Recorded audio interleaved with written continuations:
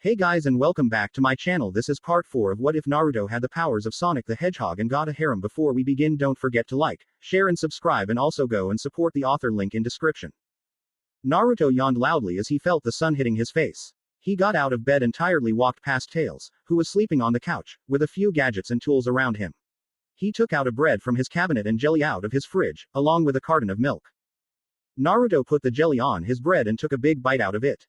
He was going to drink the milk, but paused for a moment as he recalled what happened the last time he drank milk. Needless to say, he's been in the bathroom all day. He put the milk next to his ear and shook it. He sighed tiredly as he slammed his head on the table. I need to find a new place for us to live, along with finding a better hiding place for the tornado. Naruto mumbled. He looks up thoughtfully. I wonder if Mom and Dad's old house is still around. Later on, after getting a nice hot shower and waking Tails up, the two got cleaned and was outside the apartment room. Naruto locked the door and slapped his cheeks before grinning. All right, ready to start the day, Tails. Tails' head popped out of the big red backpack that Naruto had on. You bet I am. Then let's do it to it, Naruto exclaimed as he ran and jumped over the railing. Sasuke and Sakura are seen at the bridge waiting for Naruto and Kakashi. Sakura had her arms crossed and had an annoyed look on her face, while Sasuke was leaning on the rail with his arms crossed also. They soon heard footsteps coming on the bridge and they turned to it and saw it was Naruto, with his brown bag on his back. Morning. Naruto greeted them, but soon stopped and glared at Sasuke, who was glaring back. Sasuke. Naruto. Sakura stood between the two and before she knew it, they turned away from each other while giving off an HMPH sound, causing the pink-haired girl to have a deadpan expression. Good grief, not again. They've been at it since Naruto came back. It's like being stuck with a couple of children, she thought. Cha, hurry up, Kakashi-sensei. Sasuke noticed the red backpack on Naruto and had an annoyed expression. He walks up behind Naruto and opened his bag, ignoring his protest. I knew it. He reached inside and took Tails out, who immediately pretended to be a doll. Sasuke had a deadpan expression on his face. Why do you still have this stupid toy? Oi, he's not stupid. Naruto immediately snatched Tails back and glared at Sasuke comically. And I already told you, Tails is like a lucky charm. He's been helping me out during my adventures, and I will not have you or anyone else disrespect him like that. It's a stuffed animal. Sasuke deadpanned before he scoffed. And you call yourself the world's ultimate ninja? More like an ultimate baby. Oi, Naruto tossed Tails to Sakura, who was surprised for a moment but managed to catch him. Who you callin' an ultimate baby? There they go again. Sakura deadpanned. I swear these two are unbelievable. Right, Tails? She smiled at the little toy in her arms as she giggled and hugged him closer to her chest. Tails blinked multiple times before he sweat drops at Naruto and Sasuke arguing. Talk about deja vu, he thought to himself as he recalled how Naruto and Knuckles always fought. An hour has passed and Squad 7 were still waiting on Kakashi. Naruto and Sasuke had stopped arguing a while ago, both having annoyed expressions as they continued to wait on their sensei. Sakura had a tired expression as she sat on the bridge. Tails was back inside Naruto's bag and he was sleeping. Hey guys, good morning, Kakashi said, appearing in a swirl of leaves. Sorry I'm late, I got lost on the path to life. WHAAAT. Sakura screamed, which made Tails wake up in surprise as he gave a shout. Everyone turns to look at Naruto, with confused expressions, who quickly covered his mouth. What? She caught me off guard. Naruto chuckled sheepishly, making Sasuke and Sakura raise eyebrows at him. I see. Kakashi smiled. He already knew that Tails was inside the bag and was the one who screamed.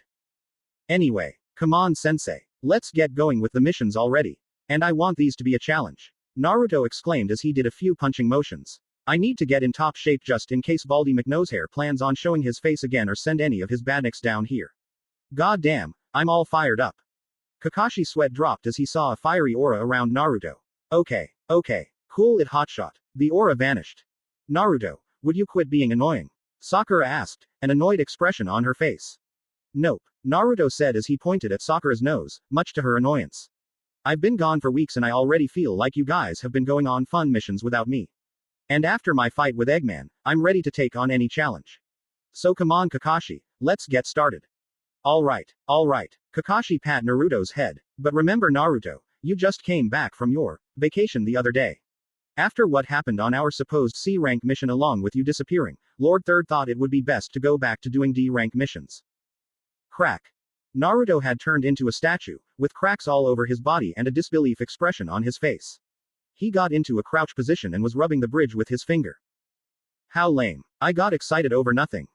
The team stared at Naruto with sweat drops running down their heads. Kakashi coughed and got everyone's attention.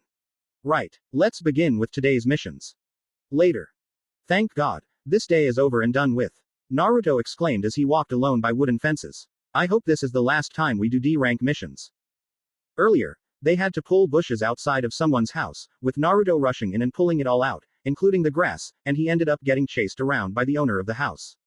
Then they had to walk people's dogs with Naruto getting the bigger one while the others had smaller ones, and he used his ESP to hold it as it tried to go through a landmine field. And finally, they had to get fish for some lazy farmer, with Naruto running around the lake really fast, forming a water tornado and making it rain around the area and fish fall on everyone's head with Naruto looking proud at his work, while Sakura and Sasuke looked annoyed by the action. Kakashi himself wasn't even around when it happened, but he did happen to see the falling fish. After that, Kakashi called it a day, silently saying that they needed more teamwork, and that Naruto needed to learn to be patient and to slow it down. Hey Tails. You alright? Naruto asked as Tails' head popped out from the bag.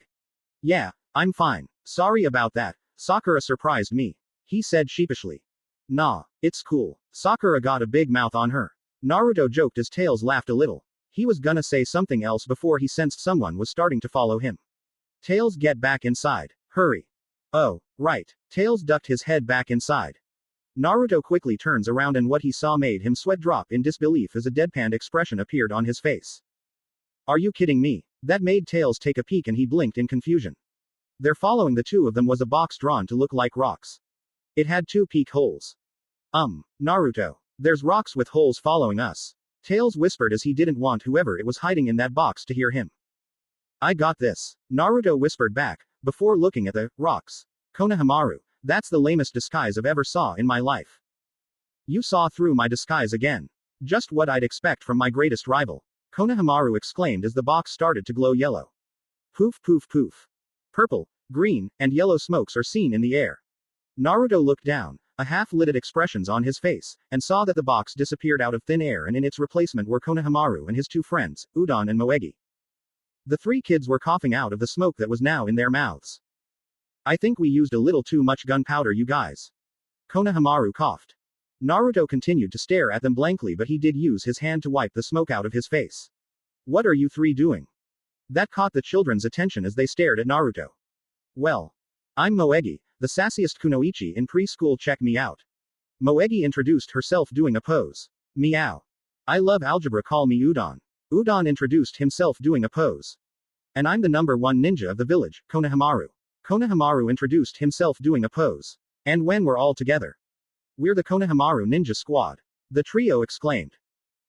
Tails looked up from within the bag and had an awe expression on his face as he stared at the older children in front of him. So cool, Tilda, he thought. Being a ninja sounds like it's a lot of fun. Cute. Naruto commented. Well, it looks like these 3 are gonna be a great genin team in the future. He then noticed the kids, wearing the goggles he used to wear a while back. What are you guys wearing? Those goggles. Well duh, Konohamaru exclaimed, showing Naruto the goggles. You wore these when we first met, so we're copying you. Naruto put his arms behind his head. So what's up? Don't tell me you forgot, boss. Konohamaru said in shock. You promised that we would play ninja today, come on. Naruto blinked as he looked up in thought. Oh yeah, I did promise you that, didn't I? Playing ninja, Tails thought. He never heard of people playing ninja. It must be a fun game, especially if you're playing with a real awesome ninja like Naruto. Ugh, a ninja playing ninja, that is so twisted. A depressed voice said. Naruto and the kids turned to the voice and saw it was Sakura looking down in the dumps. What's wrong with you, Sakura? Naruto asked before a smirk appeared on his face. No, wait, let me guess. Either you tried to ask Sasuke out and he rejected you, or he already left the moment I did. Shut up, Sakura growled, making the smirk grow bigger as Naruto wrapped his arm around her. Hey, no need to be upset. I'm sure the reason he keeps rejecting you is because he probably has a secret girlfriend that no one knows about. Naruto shrugged. Sakura froze as she heard that. Secret. Her eyes widened as tears gathered in her eyes. GG girlfriend. The kids watched as Sakura cried in despair and denial, while Naruto chuckled in amusement. Even they couldn't see it. Tails popped out and stared at Sakura with a sweat drop before he quickly ducked down as the kids turned their attention to Naruto. Hey boss, do you know this girl? Moegi asked. Yeah, she's one of my teammates. Naruto shrugged. Oh, I get it. Konohamaru smirked coyly as he elbowed Naruto's leg, staring up at him. You're a smooth operator, boss. Huh, what are you going on about? Naruto asked in complete confusion. What was this kid talking about now? Is she your? Konohamaru held his pinky out. Girlfriend? Hell no. Were you not paying attention to what I said? Naruto asked, staring at him with a half-lidded expression. Yeah, I guess so. I mean, look at the size of her forehead. Konohamaru said. The temperature dropped to below 0 degrees. Everyone slowly turned their attention to Sakura and saw that her hair were shadowing her eyes, but she had a fire-like aura around her. The kids looked scared and Tails didn't even want to come out of the book bag to look at Sakura. Naruto, however, just sighed in exasperation. Damn it, Konohamaru. Naruto whispered as Sakura began to crack her knuckles. Run away. The four ran away with Sakura chasing after them, an evil comical grin on her face. Tails peeked outside and gave a yell in fright as he saw Sakura chasing after them along with that evil look on her face. Scary. Tails ducked down in the bag. Sakura looked like a nice girl too. He had no idea she was so scary. Hey. Everyone stopped running as Konohamaru bumped into someone and he fell on the ground. They looked at the person whom he bumped into when they saw two teens, whom they never saw in their village. One of the teens, whom Konohamaru bumped into, is a boy. He wore a black, baggy, full-body suit with a red and yellow circle on the front. He also wears a black hood which covered his head completely, and had cat-like ears and his forehead protector on his forehead. He also had a triangular face paint design. The second teen is a girl. She has teal eyes and sandy blonde hair, which is gathered into 4 consecutive pigtails. Her outfit consists of a single light purple-colored, off-the-shoulders garment that extended to halfway down her thighs, with a scarlet sash tied around her waist. In addition to incorporating fishnet worn over her shoulders and legs, specifically on her right calf and her left thigh, she also wore her black forehead protector around her neck. Who? Naruto and Sakura looks at their forehead protectors and saw the symbol for sand on them. Sakura had a look of confusion while Naruto's eyes narrowed. You better watch where you're going, little brat. The older boy told him as he grabbed Konohamaru by his shirt. Let me go, you bastard. Konohamaru shouted. Kankuro, we don't have time for this. Put the kid down before he get in trouble. The girl told him. Just a sec, Tamari. I want to teach this brat a lesson. Kankuro grinned, before he blinked as the kid vanished in his hand. Hey, where the hell did he? Ahem. Kankuro looked and saw the kid was being held by Naruto as he stared at him with a disappointed look on his face. He looked at his hand and back at Naruto. How did he do that without me noticing? Dude, didn't your parents ever teach you to not pick on little kids? Naruto asked as he dropped Konohamaru on the ground, earning a, hey, from him, which he ignored. He sighed dramatically. They must really be ashamed to know that their son is a big bully. What was that? Kankuro growled. Did I stutter? Naruto narrowed his eyes. See, I hate bullies. And you know what I do to bullies. He cracked his knuckles. I beat the living the hell out of them. Is that so? Kankuro asked mockingly as he pulled forth a bandaged apparatus from behind his back. Well, you're the kind of pesky snot I hate the most, all bark and no bite. Naruto took his backpack off and sat it by the fence wall, taking a stance as his eyes narrowed dangerously along with a smirk on his face. Wanna test that little theory? Let's. Kankuro smirked. Oh, Tails whispered as he watched with anticipation, silently happy that Naruto took the backpack off, so he can see him in action. Naruto. Sakura called out, only to get ignored. Yeah, get him, boss. Konohamaru cheered while Udon and Moegi hid behind him. Wait, Kankuro. You're not gonna use the crow, are you? Tamari asked in alarm, feeling that her brother was about to go too far. The runt just pissed me off. I'm gonna make him arg. Kankuro gave a yell as he felt a rock hit his hand hard, making him release whatever it was that he had. The sand ninja quickly rubbed his hand to ease the pain. Naruto whistled in amazement at the accuracy. He turns to the direction it came from.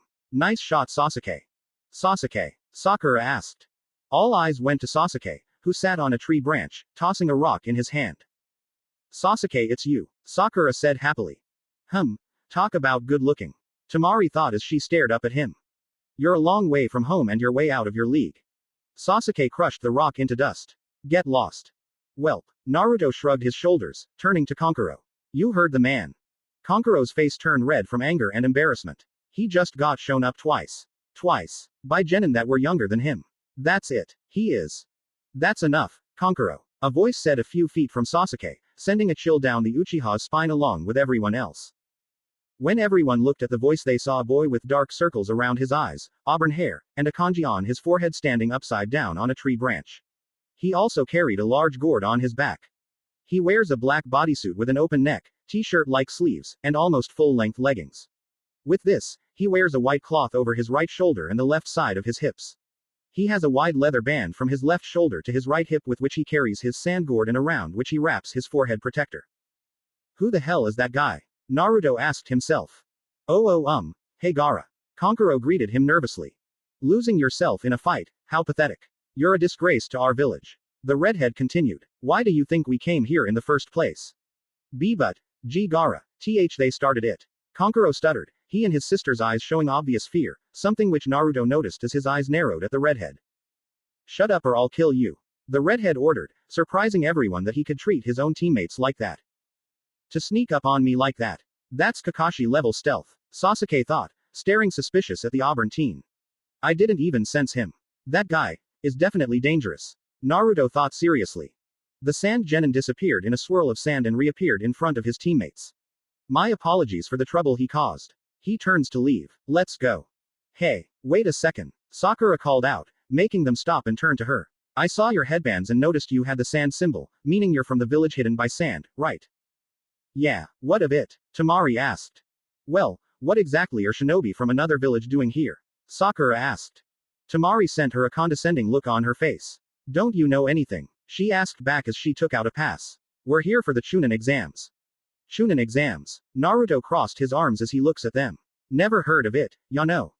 Oh, I know alright. Temari smirked. I know you guys are so slow. Naruto twitched his eyebrow in annoyance. Hey, he's been gone for days. It's not his fault that he doesn't know what's going on around here. The Chunin exams is a test to test the ability of genin. Temari replied. If a genin performs very well in the exams then they'll be promoted to Chunin. Really? If you three are here, then that means we'll see foreign shinobi from other villages here. Naruto said before an excited smile appeared on his face. Hey, that sounds like fun. If that's all we're done here. Gaara said emotionlessly. Wait, you with the gourd. Sasuke told him, getting his attention. What's your name? Gaara of the desert. Gaara introduced himself. I am also interested in your name. Sasuke Uchiha. Naruto grins and points his thumb at himself. And I'm Naruto Uzumaki, future Hokage and the ultimate ninja. Remember it. Gaara turns to Naruto. I couldn't care any less. Was the last thing he said, before he turned on his heel and walked away with his team. Well screw you too buddy. Naruto thought with a half-lidded expression. We're gonna have to watch out for that guy. Sasuke said, narrowing his eyes. Naruto nodded, a serious look on his face. Yeah, something feels off about him. I think we should stay away from them. They seem really dangerous. Sakura said fearfully. A smirk crossed Sasuke's lips. Yeah right, I think I wanna see just what they're capable of. These Chunin exams sounds fun. Naruto fist bumped in excitement. About time we got some challenge. Now I wanna join in on the fun. Oh brother. Sakura grimaced. Something told her these upcoming exams were going to be a bumpy ride. Tails said silently. He has been silent as the whole time as he listened in on the conversation.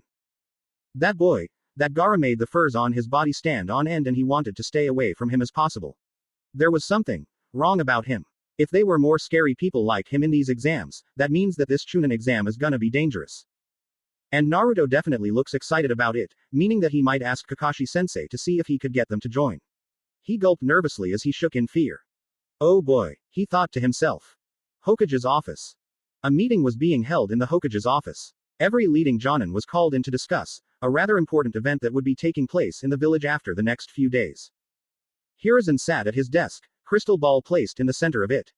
Every Jonin in the village stood in front of the fire shadow. As you can tell, I have summoned you all here for a very important purpose. I assume you all know what this is about. So soon. I thought we'd have a little more time. Kakashi said, more to himself than anyone else. He had no idea it would be time already, especially since Naruto just came back. Asuma pulled the cigarette from his mouth before he spoke. I take it all the other lands have been notified as well. I've seen some of their genin have been roaming the village. And, when do we start? Kurenai asked. Hiruzen blew a trail of smoke from his mouth. Take heed, exactly 7 days from today, on the first day of July, the genin will be gathered and tested. Only the very best will be selected as Chunin. Every Jonin nodded as a response. Now, it is time we chose our candidates for the Chunin examination. Will the 3 responsible for the rookie genin, please step forward? Asuma, Kurenai, and Kakashi all stepped forward at the same time. What do you say? Are there any in your squads that you recommend, despite their inexperience? As you know, Any genin that has carried out 8 or more missions is technically eligible for these examinations. Beyond that, only you can decide when they are ready. Of course, most genin require a longer training period, at least twice that many. The man's eyes trailed to Kakashi to start. What do you say? I lead Squad 7. Sasuke Uchiha, Sakura Haruno and Naruto Uzumaki. I, Kakashi Hatake, recommend these 3 for the Chunin selection examinations. Iruka's eyes widened in shock. How could Kakashi recommend his team with that kind of inexperience like that? Especially with Naruto just coming back home from his adventures. He hoped that Kurenai and Asuma weren't planning the same thing. I lead Squad 8. Kiba Inuzuka, Shino Aburame and Hinata Hyuga. I, Kurenai Yuhi, recommend all 3. I lead Squad 10. Ino Yamanaka, Shoji Akamichi and Shikamaru Nara. I, Asuma Sarutobi, recommend my genin as well. Iruka had heard enough. Now wait a minute. He stepped forward, getting the Junin's attention. Lord Hokage, with all due respect, the 9 names listed were all my students for years. I know their skills better than anyone. They need more experience before they are tested. If they try now they are doomed to fail. I became a Chunin at the age of 6. Kakashi said matter-of-factly. I was actually 7 years younger than Naruto is now. Naruto is nothing like you. Iruka barked. He stepped forward. Are you trying to destroy him? No, but it seems that you already forgot about Naruto's little vacation, where he had to travel to 3 unknown islands and a planet to stop a mad scientist from taking over our world, by trying to use power sources we never heard of before by himself. Kakashi stated. And let's not forget about this masked boy that sent Naruto away in the first place and is still out there somewhere doing who knows what. Iruka's eyes widened as he looked down. Of course he hasn't forgotten about that. But still, this wasn't a mad scientist he was talking about here. This was the Chunin exam. One where older and more experienced genin participate in order to become Chunin. Not only that, but some of them also die in these exams. That alone is proof enough that Naruto is ready to handle any challenge that comes his way, especially when it has something to do with people like Dr. Nega, who wants to either rule the world or destroy it for their own selfish reasons. Kakashi continued. Besides, Naruto himself told me earlier that he's ready to do more challenging and harder missions so he can be ready in case Nega ever shows his face again. Kakashi's lone eye narrows, including the masked boy. Maybe wiping out on the exams will teach Naruto a lesson. A little pain is good after all. What did you say? Iruka said in disbelief. It's not like I meant anything fatal, of course. But seriously, Iruka, relax. I know how you feel. This is very personal for you and it upsets you, but. Alright, Kakashi, back off. You've said enough, Kurenai said. On the contrary, Kurenai, I think Iruka needs to hear this. He needs to realize they're not his students anymore. They're mine. Kurenai sighed in defeat. Kakashi had a point. Iruka obviously knew that as he was brought speechless, the only thing him being able to do was grit his teeth in anger. Hiruzen sighed. You have both made your point. Accordingly, I have decided that the best thing to do is hold a preliminary test. Preliminary test, said Iruka. Next day. Squad 7 was waiting impatiently on a small bridge built upon a stream. Sasuke leaned against the orange railing while Naruto was lying down aboard, an annoyed expression on his face. Sakura paced back and forth, with Tails in her arms, only growing angrier as time went by. Ah, Sakura screeched, unaware of Tails' ear twitching a little in pain. Why is he always setting times and we have to wait hours for it? Yup, Naruto agreed. What about my feelings? I didn't even have time to blow dry my hair this morning. Sakura shot at Naruto. And I didn't even have time to eat my snacks. Naruto shot back. Sasuke rolled his eyes at them. It's this early in the morning and they're already driving me nuts. He groaned in his head. Tails blinked as he looked at everyone and he couldn't help but sweat drop. I wonder why Kakashi-sensei is always late. Footsteps brought everyone's attention to the end of the bridge. Hi guys. Kakashi said with an eye smile. Sorry I'm late. I got lost on the road to life. Liar. Naruto and Sakura roared, making the Junin wiggle his ear in discomfort. I know this is a bit sudden, but I recommended the 3 of you for the Chunin exams. He passed forward 3 slips of paper. Here are the application forms. Naruto quickly hugged Kakashi and spun around, much to his dismay. Alright, Kakashi-sensei, you rock. He let him go and stared at the application with stars in his eyes. Kakashi quickly shook his head and turned to his students. Whoever wants to take the exams, sign the application and come to room 301 at the academy 5 days from now. The time is at 3 p.m. Okay, later guys. I got training to do. Naruto quickly grabbed Tails and ran off, making a cloud of dirt appear. Well, someone is awfully excited. Kakashi's sweat dropped along with Sasuke and Sakura. Meanwhile, Tanzaku Town. Blaze is in a restaurant, drinking warm tea. She just made it to Tanzaku town and had taken temporarily residence here. This town was much different from Celine town as it was much more lively and filled with adults. But the reason why it was filled with adults is because of the many gambling opportunities it has. She looks outside and saw many people cheering out as they were playing a game of dice, making her shake head. A town that's filled with gambling. If Tsunade was here, she would no doubt lose whatever money she had on her person. Blaze said to herself as she took a sip from her tea. She looks to side before she tensed up as she saw adult women walking around, some having big chests while others had chests that could rival Tsunade's. She growled from that, even more so as she saw them bounce with each step they took. The Fire Princess closed her eyes in annoyance when she heard some comments from men. She sat her tea down, stood up and walked away from the restaurant. Just for 2 nights. Blaze muttered. Just for 2 nights and I'll be gone from this crazy town. Hopefully nothing strange happens. She stopped walking when she heard perverse giggling. She looks up in confusion and saw a man staring at something. The man was tall and well built with fair skin. He had a wart on the left side of his nose and waist length, spiky white hair that he ties back into a ponytail, with 2 shoulder-length bangs framing his face. There were red lines under his eyes which extended further down his face. He wore a green short shirt kimono and matching pants, under which he wore mesh armor that is visible at his wrists and ankles. He also wore hand guards, a black belt, traditional Japanese wooden sandals, and a red haori with 2 yellow circles on each side. He also seems to be carrying a book and pen. Blaze watched the man continue to giggle with his face all red, showing he was drunk. She looks where he was looking and a flat looking appeared on her face. He was staring at the hot springs house. The women sighed. She walks up to the man, arms crossed. Do you find something amusing? Oh ho ho ho yes. The man said happily, not paying attention to whom he was talking to. I heard the most prettiest and beautiful woman that's even prettier than my teammate is here in this town.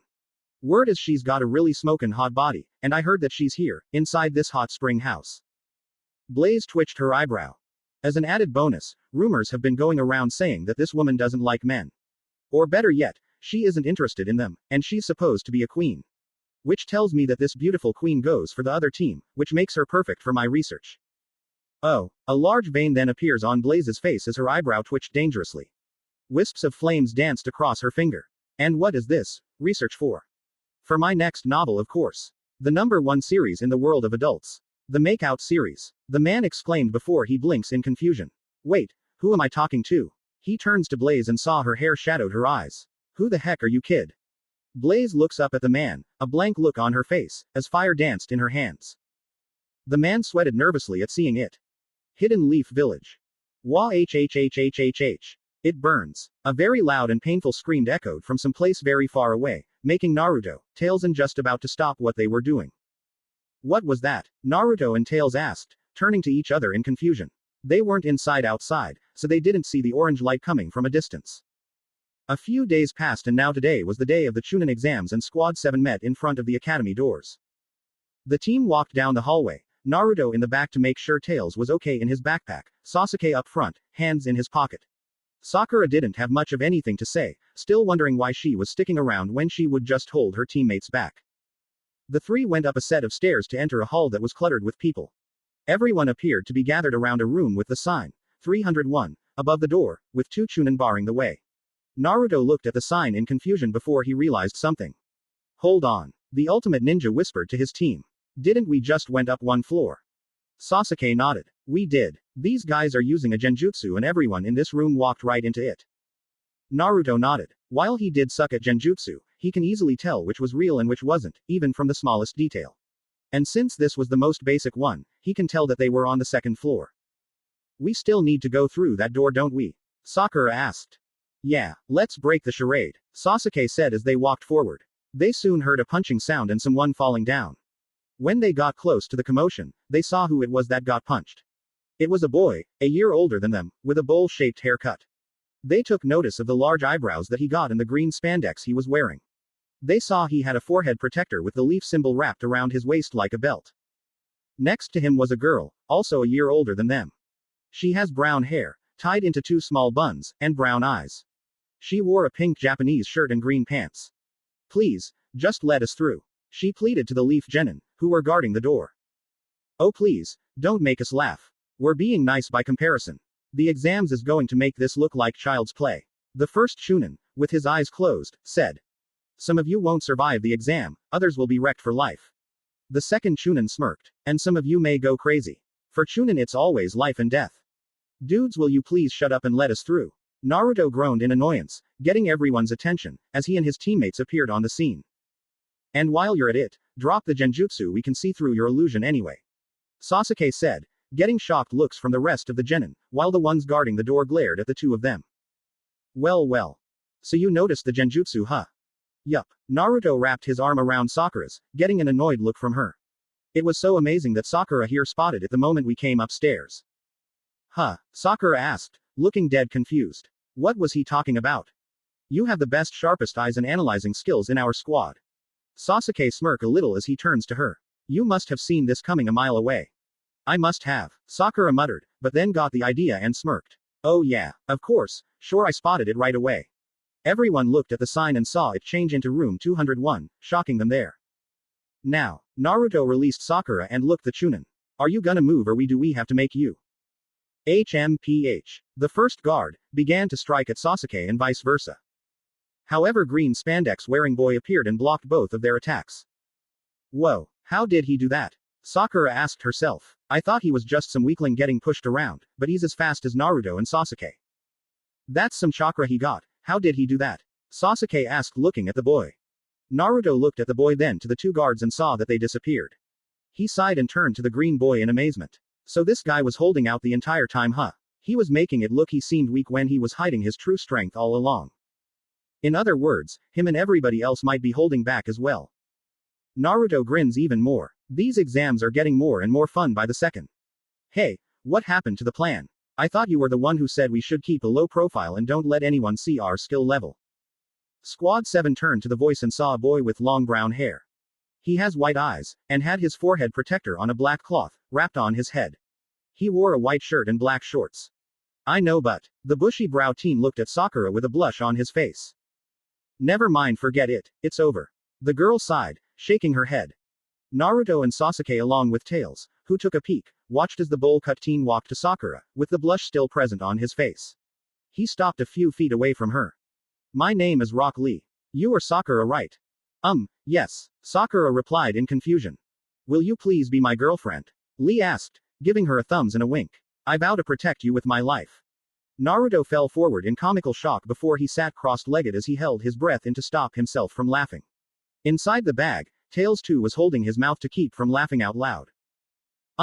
No thanks. Sakura deadpanned, causing Lee to have a shocked look. But, why? Because, you're weird. Naruto instantly stopped laughing and gave a deadpanned look at Sakura. Dude, that is cold. Hey, you, over here. The white-eyed teen called out, looking at Sasuke. What's your name? Sasuke smirked at this. Looks like he was getting attention at the exams. You know it's impolite to ask someone for a name without introducing yourself. You're a rookie, aren't you? How old are you? Sorry, won't answer. Sasuke said, earning a glare from the teen. What was that?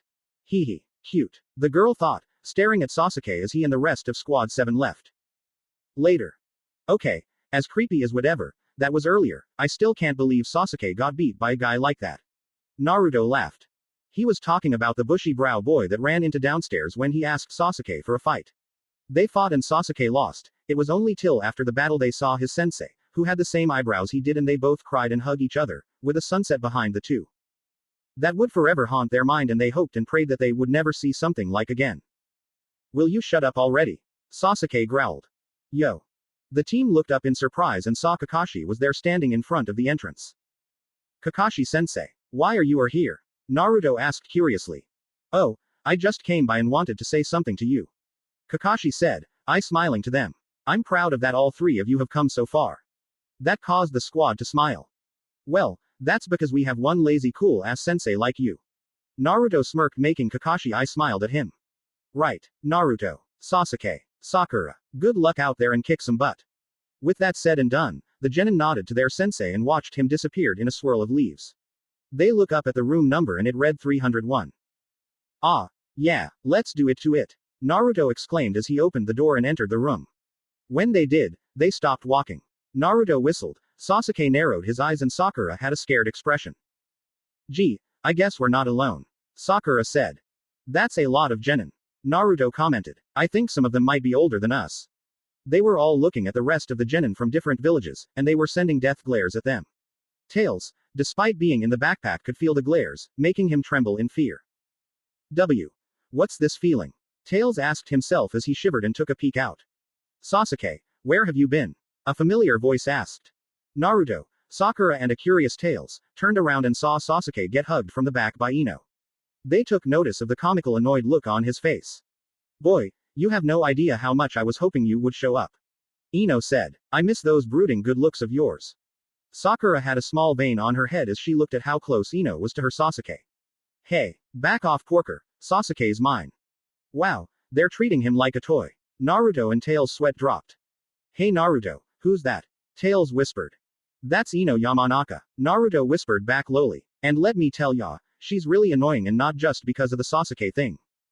Miss Forehead, they let you in. Ino mocked. Still got those frown lines on your big board brow.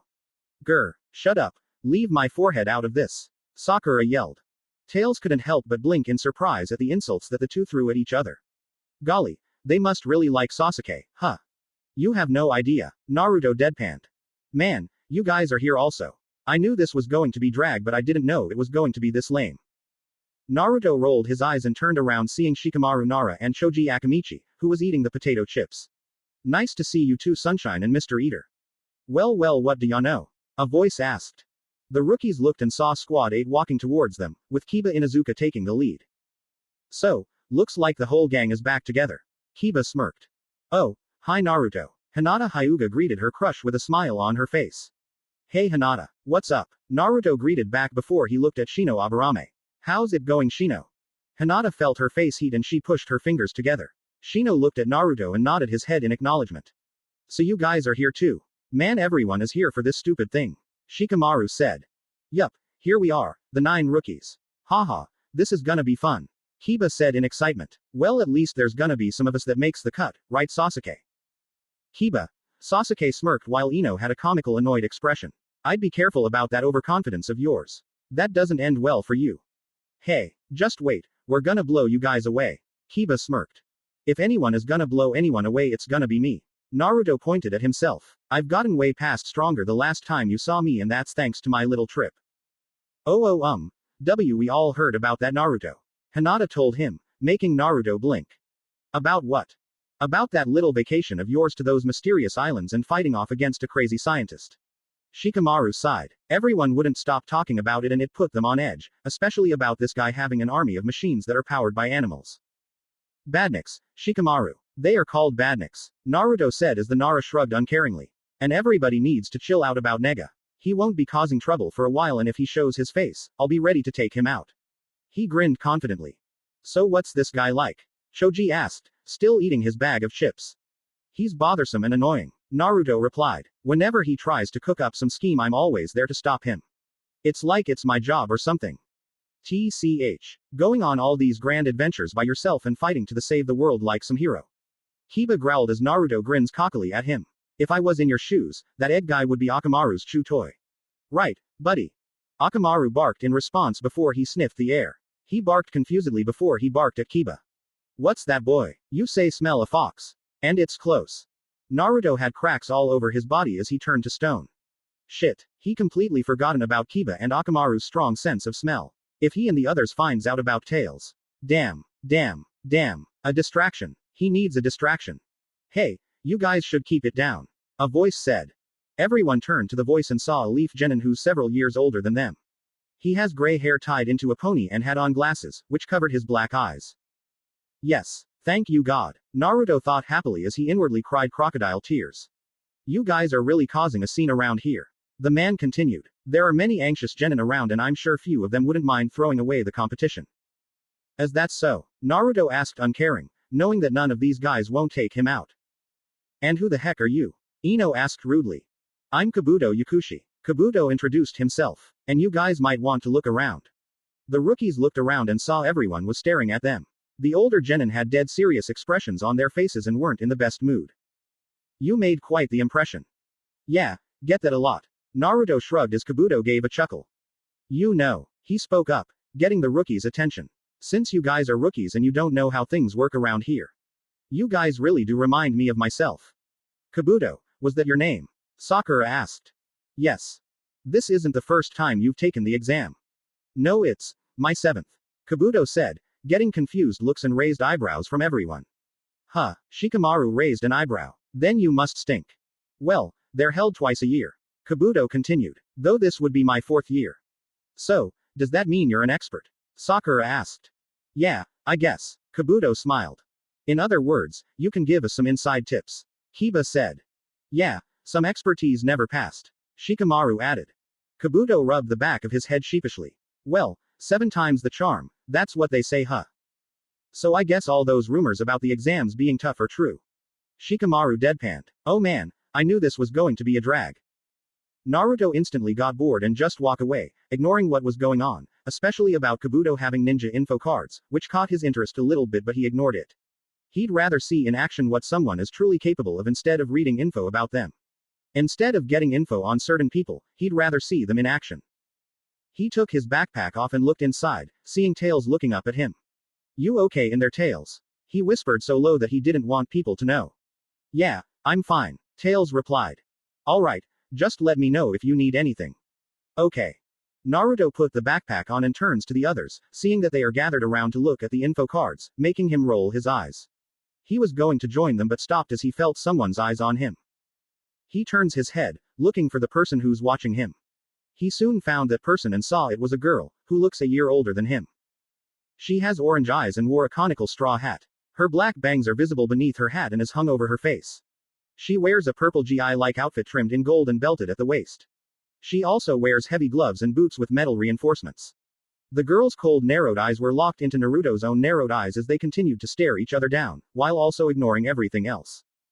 The exams is going to get really intense this year. Naruto heard Kabuto speak, getting his attention for the moment. He turns back to the girl, only to see that she vanished, making him blink as he looked around for her. He could feel that girl is strong. Very strong, though not as strong as that Gaara. A slow excited grin begins to form on his face. Hey, Naruto yelled as he turned to the genins, getting everyone's attention. Listen up, cause I'm not going to repeat myself. He pointed his thumb to himself. Remember this face and this name. I'm the world's ultimate ninja, Naruto Uzumaki. He used his ESP and brought Sasuke and Sakura next to either side of him, wrapping his arms around their shoulders.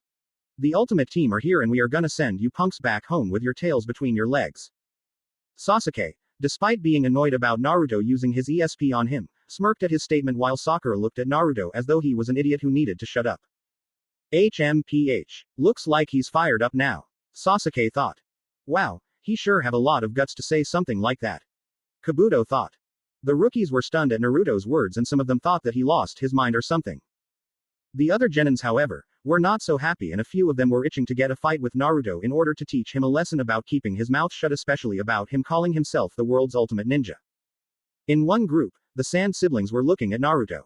Temari had a smirk on her face, Gaara had an emotionless expression, and Kankuro scoffed. Ultimate ninja. Yeah right. Kids got guts for saying that. Temari added. In another group, were the genin of Squad 10, Neji Hyuga, Rock Lee, and Tenten. They took notice that the atmosphere around got dark after Naruto spoke up. Tenten looked at the group with a smirk on her face. That guy is something else, she said as Neji nodded.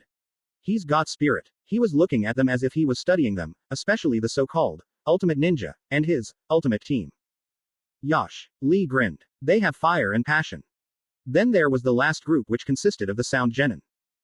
Hey, did you guys hear what the glasses wearing one said about our village? Zaku asked, glaring at Kabuto. He called out as a mystery. Yeah, I heard also. Dosu replied. I think it's time we taught him a lesson.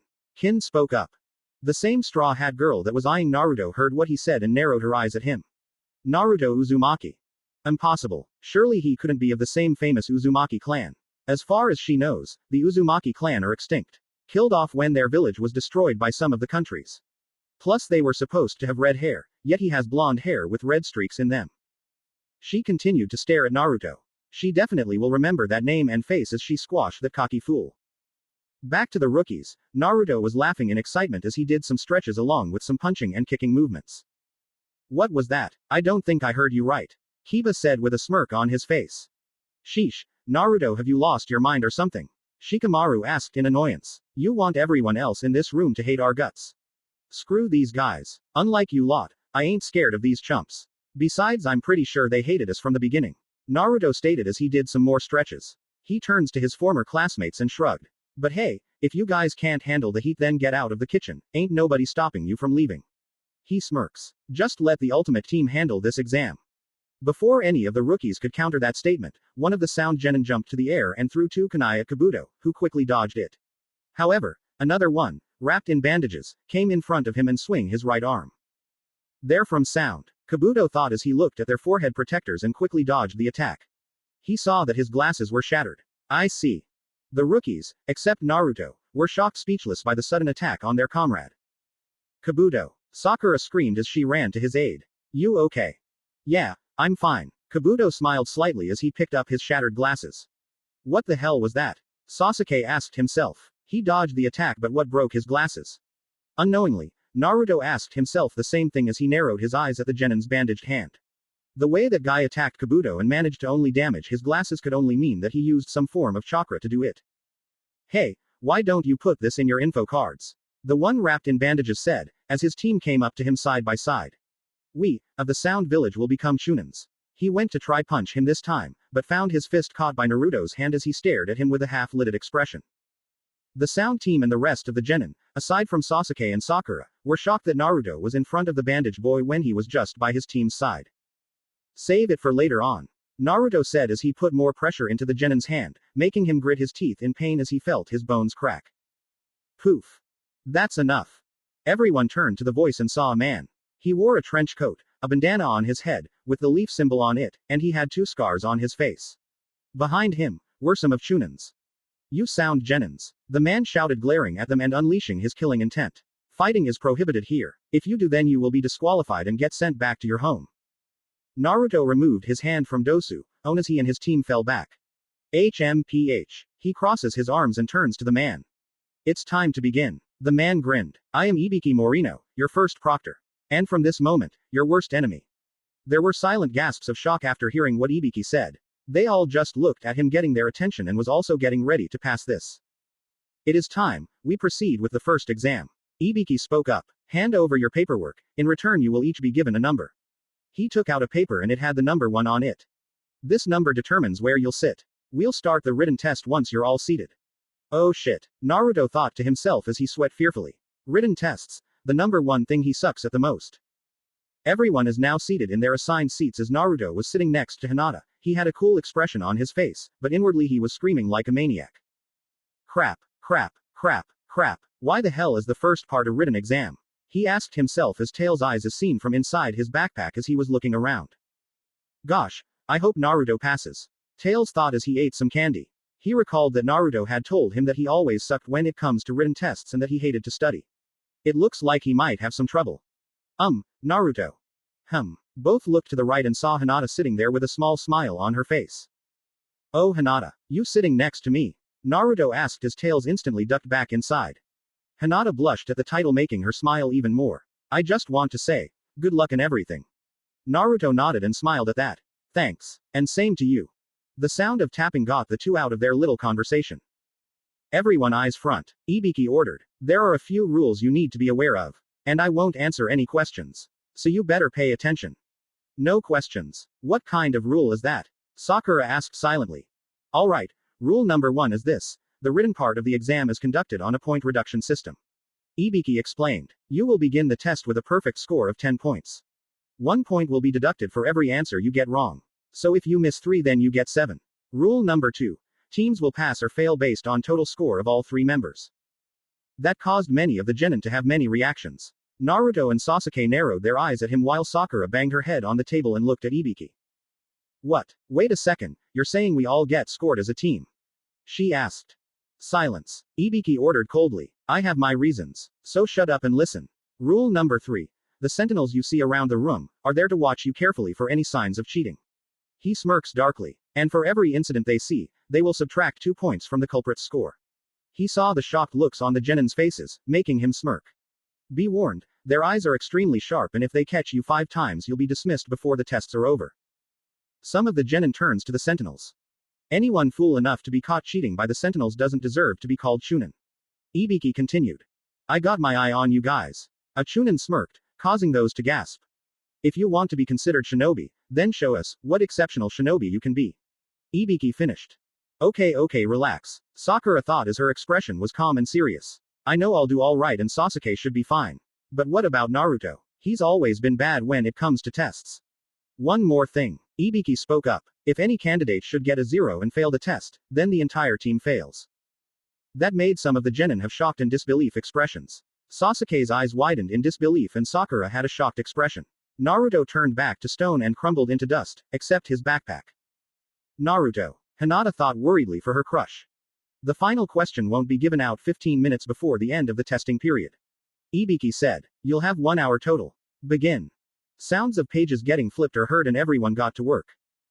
Meanwhile, it's quiet without the rookies around. Kakashi said, to his fellow Junin, Asuma and Kurenai. I almost miss them. Especially Tails. He's pretty fun to mess with. Oh, don't worry. Chances are they'll be back sooner than you think. Asuma said. Why's that? Kakashi asked curiously. I heard that their first examiner this year is Ibiki. Asuma replied, causing the silver-haired Junin to jump in surprise. Grayat. Sticking them with that sadist is off the bat. Huh, what sadist? Kurenai asked, only to hear Asuma chuckle. I forgot you're a new Jonin Kurenai. Otherwise you wouldn't have to ask that. The bearded Junin said. So I'm ignorant, who is he? Kurenai asked once more. He's what you might call a specialist. Kakashi answered. Oh yeah, Kurenai said. In what? Asuma took a puff of his smoke and grinned. Interrogation and torture. Kurenai gasped in surprise. Of course, you won't be using physical torture during the test. It's not his style. Asuma continued. He works on people's minds, not their bodies. He's famous for it. Everyone knows about the head of the Anbu interrogation torture of the Hidden Leaf Village. Ibiki Morino. Naruto was chewing on the pencil tip as he glared at the paper in front of him. So far after looking over the first few questions, all of this was just basic physics and algebraic word problems. He looks around already knowing Sakura and Sasuke were doing okay, especially Sakura since she was crazy smart. Damn it. If he screws this up, then him and his team are done. And he couldn't answer these questions. The reason why. These were Chunin level questions. They never studied that crap back in the academy, they were still training. Looks like he's going to have to cheat. Unfortunately, just as Naruto was about to look at some guy's paper, Tails' nose started to twitch. Ah. Even though it was whisper, a stiff Naruto and those around him heard it as they looked towards the ultimate ninja in confusion, who looked like he was a deer that was seen. Are you serious? Now of all times, Naruto thought as he sweated nervously when Tails started to get louder. He stood up, getting everyone's attention. Yo, Proctor guy or whatever your name is. I have to go to the bathroom. Like now. I'll be back, thanks later. Before the proctor could say anything, Naruto instantly ran out the room in a burst of speed, making the hairs on those around them to be blown back, surprising those who don't know about his gift, slamming the door. Nearly everybody looked on in confusion, wondering what that was about while some just went back to their test. Ibiki sighed and shook his head in annoyance. He turns to the sentinels. Somebody go out there and keep an eye on that kid. I got it. One of them stood up and walked out of the room. What was that about? Sasuke and Sakura thought at the same time. Inside the bathroom, Naruto sighed in relief. Tails was out and about, in his human form, the moment Naruto came in. Tails sniffed a couple of times before he turns to Naruto. Sorry about that, Naruto. Nah, it's cool, Tails, it was bound to happen sooner or later. Naruto said, leaning on the wall. But man, that was close. Are those tests really that hard? Tails asked curiously. Dude, we never even had tests like that back in the academy. Naruto exclaimed as he started to pace around back and forth. I know Sakura can definitely ace this thing, since she's the smartest one in our class. But I'm not even sure about me and Sasuke. If it's that bad, then why don't you cheat? Tails asked. Did you not hear what that guy said? Naruto deadpanned. If we get caught 5 times then it's over. And these guys are specialists. He put his hand under his chin. To be honest, a small part of me was thinking of letting you check it out, but I threw the idea in the toilet. Tails nodded. Yeah, cause if you put your test in the bag, then it's obvious that everyone will know what's up. Plus, I don't know much about ninja, other than they move in the shadows. Naruto nodded as well. I'll be frank with you, Tails. I think that there's something up about this test. I can smell it, but I need time to think about it some more. After all, this test is really getting to me and my head isn't in the game because of it. You really think so? Tails asked curiously. Trust me, I know so. Naruto. Tails' nose started to twitch again. Achoo. Smoke appeared around him and he transformed back into a fox. He looked sheepish. Before we head back, I really need to go to the bathroom. Same here, Naruto said. They both went to a toilet and sighed blissfully. They soon washed their hands, or gloves in Tails' case, and he jumped back into the bag. Alright, let's go. Naruto sighed again as he enters the room, with one of the sentinels next to him. Finished doing your business? Ibiki asked. Yup, I'm good now, Naruto simply said as he returned to his seat. I see, Ibiki smirked. Mind if I ask why you didn't leave your bag here? You wouldn't happen to be hiding something in there, are you? Nope, Naruto said, popping the P. Wherever I go, my stuff goes with me. Oh really? Well then, you wouldn't mind if I check it, will you? Ibiki asked. Naruto shrugged. He handed the sentinel next to him his bag. He walks up to Ibiki and handed him the bag. The proctor looked inside before he raised a brow. He looks at Naruto, who only smiled at him, before looking back inside the bag. HMPH. Ibiki threw the bag at Naruto, who caught it. Sit down and do the test. Naruto sat down, sitting the bag down next to him. However, the moment he sat down, a kunai flew past his head and onto a desk behind him. He blinks very slowly before looking at Ibiki and noted that he was looking at the person behind him. Number 48, you're out. Take your team with you. The proctor's loud voice boomed, startling some in the room as the genin team left in shame. Naruto touched his hair and looks down, seeing that some traces of his hair got cut off and was on his shoulder, making his eyes widen. Psst, Naruto, Hinata whispered to him, getting his attention. He looks down, seeing her paper underneath her elbow, towards him. You can copy mine if you'd like, I already finished. Naruto blinks at her in surprise. He honestly didn't expect Hinata of all people to let him cheat. He was about to say something but he turns his head to one of the sentinels and saw one of them writing on his board. The sentinel looked up at the whiskered genin with a smirk, making Naruto narrow his eyes at him. Thanks but no thanks. Naruto turns to her, smiling at her. I don't want you to get disqualified because of me and I don't want that to happen to you. I'll be fine, don't worry. He winks to her before he turns to look down at his test, not seeing Hinata's red face. He really does care, Hinata thought as she smiled lovingly at Naruto's honorable action. Now back to the test. It's definitely no doubt that questions were Chunin level and not Genin. Now the question is, why have they been given questions that weren't Genin level when they themselves are Genin? It's almost as if these guys wanted them to. Naruto's eyes slowly widened in shock and realization. So that's it. They wanted them to cheat using however means as long as they don't get caught. Damn, should have seen it sooner. Naruto grins to himself. He already guessed that Sasuke and the others also figured out and were no doubt cheating right now. Hey, why not join in on the fun? But then again, the last question does seem important than all the other 9 questions. And if he gets it right then they can all pass with flying colors. Still he will have to take the chance and answer the other questions. Well, looks like it's time for him to use. Time stop. Naruto whispered as everything stopped around him. Okay, only 10 seconds. Gotta go fast. He dashed around the room, looking at everyone's papers seeing some of the same yet different answers before he felt time slowly start to come back to normal. He smirks as he sat back down in his seat just as time returned to normal. Hee hee. Naruto looks down at the paper and chuckled to himself as he starts to write something down. Ibiki smirked as he looked around the room, noticing the Uchiha brats, Sharingan, the male Hyuga's Byakugan and several other genin cheating. Looks like these kids figured out the true purpose of this exam, especially the Nine-Tails kid, seeing that grin he has on his face. Ibiki soon grinned as well. Time for the show to begin. Everybody pencils down. Ibiki yelled as everyone stopped writing and sat their pencils down. It is time for the 10th and final question. That caught everyone's attention. However, before we continue there are more rules you must be aware of. Naruto ignored what the guy was saying and looked inside his backpack. He winks to Tails as he winks back and gave him a thumbs up. He turns back to Ibiki just as he began to speak about these rules. Very well then, rule number 1. Each of you is free to choose not to be given the final question. Ibiki started, causing a few to look surprised by this. Whoa, so what's the catch? Tamari asked. Let's say we decide not to take it, what happens then? If you choose not to take the 10th question, regardless your answers to the others, you'll get a 0. Ibiki replied. In other words, you fail, and that means of course, your team fails also.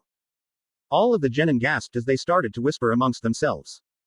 Not so fast. You didn't let me finish. Ibiki said as the whole room went quiet. If you do accept the question, but answer it incorrectly, you will not only fail. You will be forbidden from taking the Chunin exam ever again. Naruto's eyes widened while everyone else remained in silent shock. Hey, that's bull, man. Kiba shouted as he stood up. That's just stupid. What kind of bogus rule is that? There's lots of people here who's taken the test before. Akamaru barked in agreement. Ibiki chuckled darkly. I guess you were just unlucky then. I wasn't making the rules before, but I am now. Of course, if you don't want to take it, then you don't have to. If you're not feeling confident, then by all means skip it. You can come back and try again next year. Naruto had a serious look on his face as he crossed his arms and looked down, his hair shadowing his eyes. Now then, if you're ready. Ibiki spoke. The 10th and final question. Raise your hands for those who don't want to take it. Your number will be recorded and you'll be free to go. A few of the genins raised their hands up and began to walk out, with the sentinels recording their numbers down.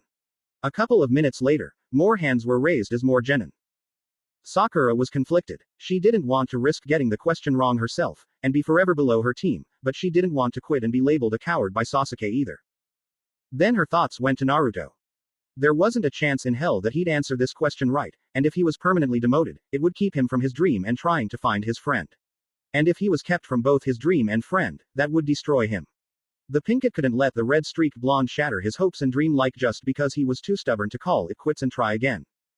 She was about to raise her hand, but Sasuke and Hinata's eyes widened in shock as Naruto rose his hand up. His hair still shadowing his eyes. No, Hinata thought with a sad look in her eyes. Music. His World E3 version, Sonic the Hedgehog, 2006. Naruto soon grit his teeth and his raised hand turned into a fist as he stood and slammed it down into the desk, making large hole appear, which caught everyone's attention, glaring at Ibiki with an angry determined expression. Don't you dare look down or underestimate me. I'm not quitting and I'm not running away. Go ahead and act tough all the hell you want. I fought things that not a single one of you clowns saw or heard of your whole entire lives. If you seriously think I give a rat's ass if I remain a genin my entire life, then you better think again. I made a promise to someone very important to me a long time ago to keep chasing my dream. And there's no way I'll ever break it. I'll tear down every obstacle in my path to reach my it. I'm gonna surpass the 4th Hokage someday, and when I do, I will become the next Hokage. Naruto glared at Ibiki with such determination and fire in his eyes as he spoke those words. Sasuke stared at Naruto in surprise before he closed his eyes and nodded, a smirk present on his face. This guy, he really is clueless. But he's got guts, I'll give him that. Way to go, you dumb fool. Sakura smiled. Hinata smiled happily at Naruto. In his backpack, Tails was awestruck at Naruto's speech and he immediately gained new fire in his eyes as well. Yeah, that's right, and I'll always be there to help Naruto. Tails thought to himself as a determined grin was on his face. Ibiki blinked in shock at the hyperactive boy's determination. He took a look at everyone else's face. This decision is one that can change your life. If for any reason you would rather quit, now is your last chance. Bring it on. I never go back on my word. Naruto said in a dead serious tone as he smirks. That's the way of the ninja. The looks on the rest of the genins' faces showed that his speech was inspirational enough to get them to stay, which impressed Ibiki. Not a single one of them was wavering. He turns to the sentinels and they nodded at him. He nods back and turns to the genin. Well then, I admire your determination, if nothing else. For those of you remaining, there's only one thing left to do. The tension skyrocketed as Ibiki paused as if getting ready for the question. He grinned heartedly. Congratulations. You've passed the first exam. Music scratches. Silence filled the room as everyone's eyes widened in surprise. Naruto's eyes turned comical as he stared at Ibiki as though he had grown a second head. He picked his ear and turns to Hinata, a comical confused expression on his face. What did he just say? He said we passed. Hinata answered. What do you mean? What about the 10th question? Sakura asked. Ibiki looked sheepish. There is no 10th question, well, so to speak. The 10th question was just a test of your determination. We needed to know how willing you were to stay. Hold on a second. Temari yelled. So the other 9 questions you gave us was just a waste of time, is that it? Not at all. The first 9 were meant to see just how well you could gather information. As I explained before, this test is based on all the success of all of your teammates. This puts pressure on each team member to want to do their best. Ibiki smirked. Oh, well, that explains everything. Temari said. I'm sure you realized by now the questions on this test were more than most genin could answer, and most of you realized you needed to cheat. There were chunin in the crowd for that specific purpose. Of course, those that cheated poorly failed. As Ibuki talked, he slowly took his bandana off and revealed to everyone the scars that was on his head. This is because on the battlefield, information can mean life and death. Dude, Naruto whispered as he creeped out an expression which was mirrored by some of the other genin. Man, what a mess. Sasuke whispered. Look at all those scars. Of course, you must always consider the source of your information. Ibiki continued, putting his bandana back on. Intelligence gathered from the enemy is not accurate. Always bear this in mind. Disinformation can be worse than no information. It can lead the death of comrades or loss of a village. So is that why you put us in the position where we had to gather intelligence for the 9 questions? Naruto asked. To cheat in order to survive. And the ones who weren't good at it were kicked out. Exactly. Ibiki nodded. Okay. But I'm still not getting about what the 10th question thing is all about. Tamari said. It was a way to test whether or not you are willing to risk everything. Ibuki replied. To see if you are willing to risk yourself and your teammates in order to carry out the mission. Congratulations on passing the first test. I wish you all the best of. Crash. Ibiki was interrupted by a mass of black crashing through the window and into the front of the classroom. The shadow expanded, setting all of the present shinobi on edge. The hell? Naruto asked in surprise as he grabbed Hinata and put her behind him, making her blush and gasp, and took a stance. A banner opened, getting pinned to the ceiling with kunai. The banner read, Second Exam Proctor Anko Midarashi, sit down, shut up and pay attention.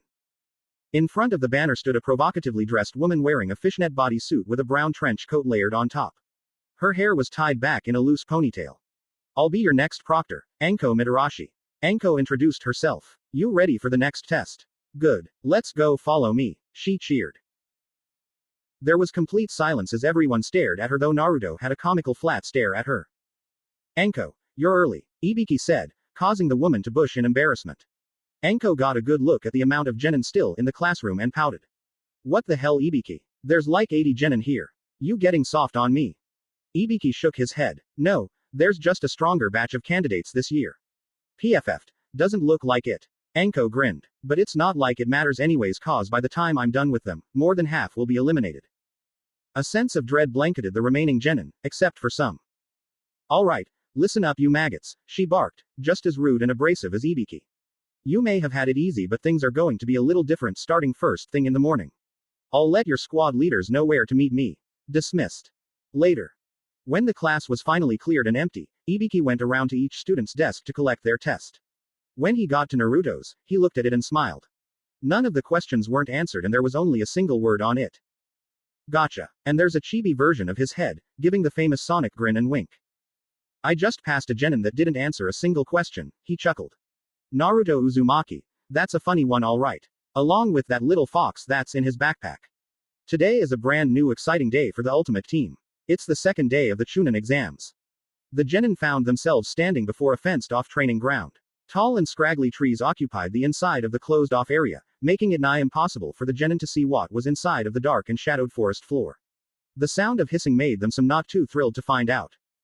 Anko grinned at the genin out in front of her, relishing in their paling faces. Okay brats. This will be the next phase of your exam. Welcome to Training Ground 44, also known as the Forest of Death. Forest of Death? Really? Naruto asked with half-lidded expression. If you guys really want to scare people, you better come up with a better name than that, like Silent Forest or something. The scariest place to Naruto was anything that was haunted by ghosts, like that one pyramid in the Sandopolis zone. He shivered as he recalled that he accidentally released the ghosts and he hated himself for that stupid stunt. Seriously, how the hell was he supposed to know that ghosts were inside that capsule? Matter of fact, what the hell were they doing inside a capsule in the first place? Or better yet, how did Nega capture them and put them in the capsule? Those were questions that always made it to his head whenever he thought about that haunted pyramid. But hey, I guess some things aren't worth solving. Anko smirked at Naruto and threw a kunai at him, who remained unfazed by it. The kunai stopped in front of Naruto and it was covered in a cyan-colored aura. Nice try, Tilda. Naruto teased as he threw it back at Anko, who comically sneered at him. HMPH. Cheeky brat. Anko muttered. Anyways, you all need to sign these waivers. She pulled out a stack of papers from the inside of her jacket and roughly shoved them into a random genin, who took one and passed the stack. Why? Naruto blinked. Anko smiled happily. So I don't get held accountable if you happen to die in the exams. Most of the genin's faces turned white. This portion of the exam is meant to be the ultimate survival test, and an evaluation of just how well you can transport captured intelligence back to friendly territory. She held out a map that shows what's inside the forest. As you can plainly see, the Forest of Death is an area surrounded by 3 rivers and at the center is the tower. She puts the map away. Also, this is an anything goes battle to get your hands on these. She held up 2 scrolls, one with the kanji for heaven, and the other for earth. Both of them? Kabuto asked. You'll be fighting to getting both the Heaven Scroll and the Earth Scroll. Altogether, 27 teams will be participating in this test, so half of those teams will be going after the Heaven Scroll and the other half will be after the Earth Scroll. I'll hand one kind of scroll to each team and that's what you'll be finding for. Okay, so how do we pass the test? Sasuke asked. It's simple, Naruto replied in a serious, getting everyone's attention. As the proctor said, the tower is the only place inside the forest of death. All we have to do is bring both of those scrolls inside the tower and we pass. Hey, give the kid a prize. Anko smirked as she put the scrolls back inside her jacket. Oh, and by the way, this test has a time limit. You must finish it within 5 days. 5 days out there? Ino asked in shock. What are we gonna do about food? Shoji asked, a scared expression on his face. Look around you, Anko told him. The forest has plenty of things to eat. There's plenty for everyone. Not to mention unknown dangerous wild man-eating animals that are wandering around, which makes it harder for us to survive. Naruto deadpanned as Tails flinched and gave a muffled scream inside the backpack. And let's not forget about the poisonous plants. Kabuto smiled. Ah, man, Shoji complained. Will you calm down? This is why it's called survival, you know. Ino told her teammate. Which means, nearly half the teams won't make it out alive. Neji said. Being surrounded by the enemies, there won't be no time to rest, we must keep watch at all times. Sasuke said. Okay, so in short, forest is filled with food and dangerous animals, poisonous plants, we have to keep watch for anyone trying to get us, we need to have the heaven and earth scrolls to make it to the tower before the 5 days are up. Naruto summarized as he crossed his arms and tapped his foot impatiently. We got that part down, so can you please hurry up and tell us about the disqualification thing so we can do this thing? I'm waiting Tilda. Cool it hot shot, I'm getting there, Anko told him with an angry vein on her head before she coughed. There are 3 ways your team can get disqualified. 1. If you can't get a scroll or make it to the tower within those 5 days, you're done. 2. If a teammate gets incapacitated or dies, you're out. And 3. If any of you for any reason look at the content of the scrolls before you reach the tower, you are out of here. And if the scroll opens and we happen to look inside? Naruto asked. Let me put it to you this way, you don't want to know. Anko said with an innocent smile. This test is also meant as a means to test your integrity. Alright, we all clear. Good. Now everyone turn in your consent forms, get a scroll, and pick a gate. We'll begin in 30 minutes. All of the genin turned in their consent forms and began to talk amongst themselves. Sasuke sat away on his own behind a large boulder, drowning in his thoughts. I see how it is now. Regardless of whatever scroll we get, no other team is gonna know what we have, and vice versa.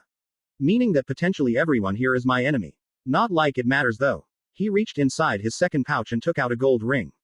We're the only 3-man squad that has these gold rings, which can not only protect us from taking serious damage but to help us gain an extra power boost when we use one. With Naruto being the juggernaut, me being the tactician and close-quarter combat specialist, and Sakura being the brains of the group, we have such a huge advantage I would say it's almost cheating. A small smirk began to make its way across Sasuke's face as he tossed the ring in the air and caught it. Too bad for them.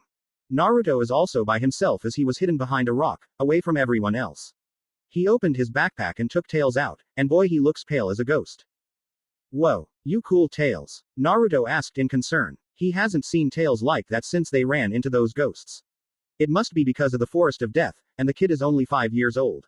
He soon chuckles. Don't worry little buddy, we'll definitely make it out of the forest alive and we'll definitely pass this test. Really? Tails asked nervously as he looked back at the forest and he shrieked as he saw something large move in the distance. He jumped on Naruto's face. That place is super scary and huge. How are we gonna find the tower in that? Naruto grabbed Tails and got him off his face. Chill out dude, we fought Eggman and his badniks before, so hard can it be take on a bunch of beasts inside. Besides, he smirks confidently. What these guys don't know is that we're secretly the first ever 4-man squad.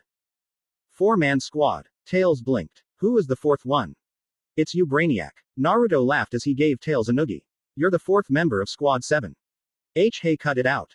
Tails complained though he did have a happy smile. Think about it. Naruto stopped and looked at Tails with a smile on his face. With you, me, Sasuke and Sakura we can get through this thing together. He lose the smile. If we happen to be separated, I'm going to need you to look after Sasuke and Sakura. You want me to expose myself to them? Tails asked nervously. But won't they freak out at me? That's what he was afraid of. He always wanted to introduce himself to Sasuke and Sakura but he was scared that they would look at him like a freak, especially once they see his human form. Naruto had already accepted him since the day they met and he was extremely happy about that. Knuckles didn't really care about what he was, which made him happy as well, since he gained another new friend in Knuckles. What are you talking about kid?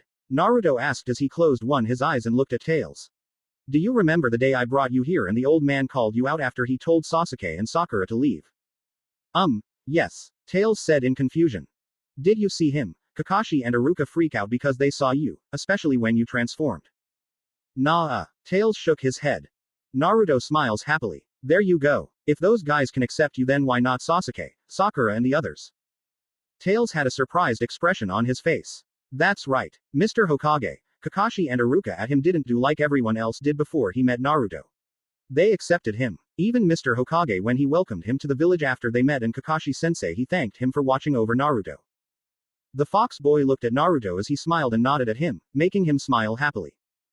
Right. Thanks Naruto. Naruto held his fist out to him. Of course. It's a big brother's job to help out his little brother whenever he's down. Tails' smile grew bigger before he held his fist out as well and gave Naruto a fist bump. I'm counting on ya Tails. Right. Tails nodded happily. He hops inside the backpack, just as Naruto picked it up, and the two ran off to join the others, not knowing the pair of eyes that watched them leave. So, that's what he has in that backpack. It was the same girl that glared at Naruto yesterday. HMPH. Not like that fox is going to do him and his team any good. The strong survives and the weak will perish inside this forest. She went back to join her ream. After every Genin team retrieved their scroll, it grew time to begin the test. Each team of Genin stood before their own gate, listening as Anko's voice came through the radio speakers. Alright maggots, the gates will open and the exam will begin on my countdown. And 2 words of advice, don't die. Squad 7 eagerly waited for the Jonin's call. Naruto grabbed Sasuke and Sakura's hands, making them look at him in confusion. 5, 4, the chains dropped on every gate as Naruto began to run in place.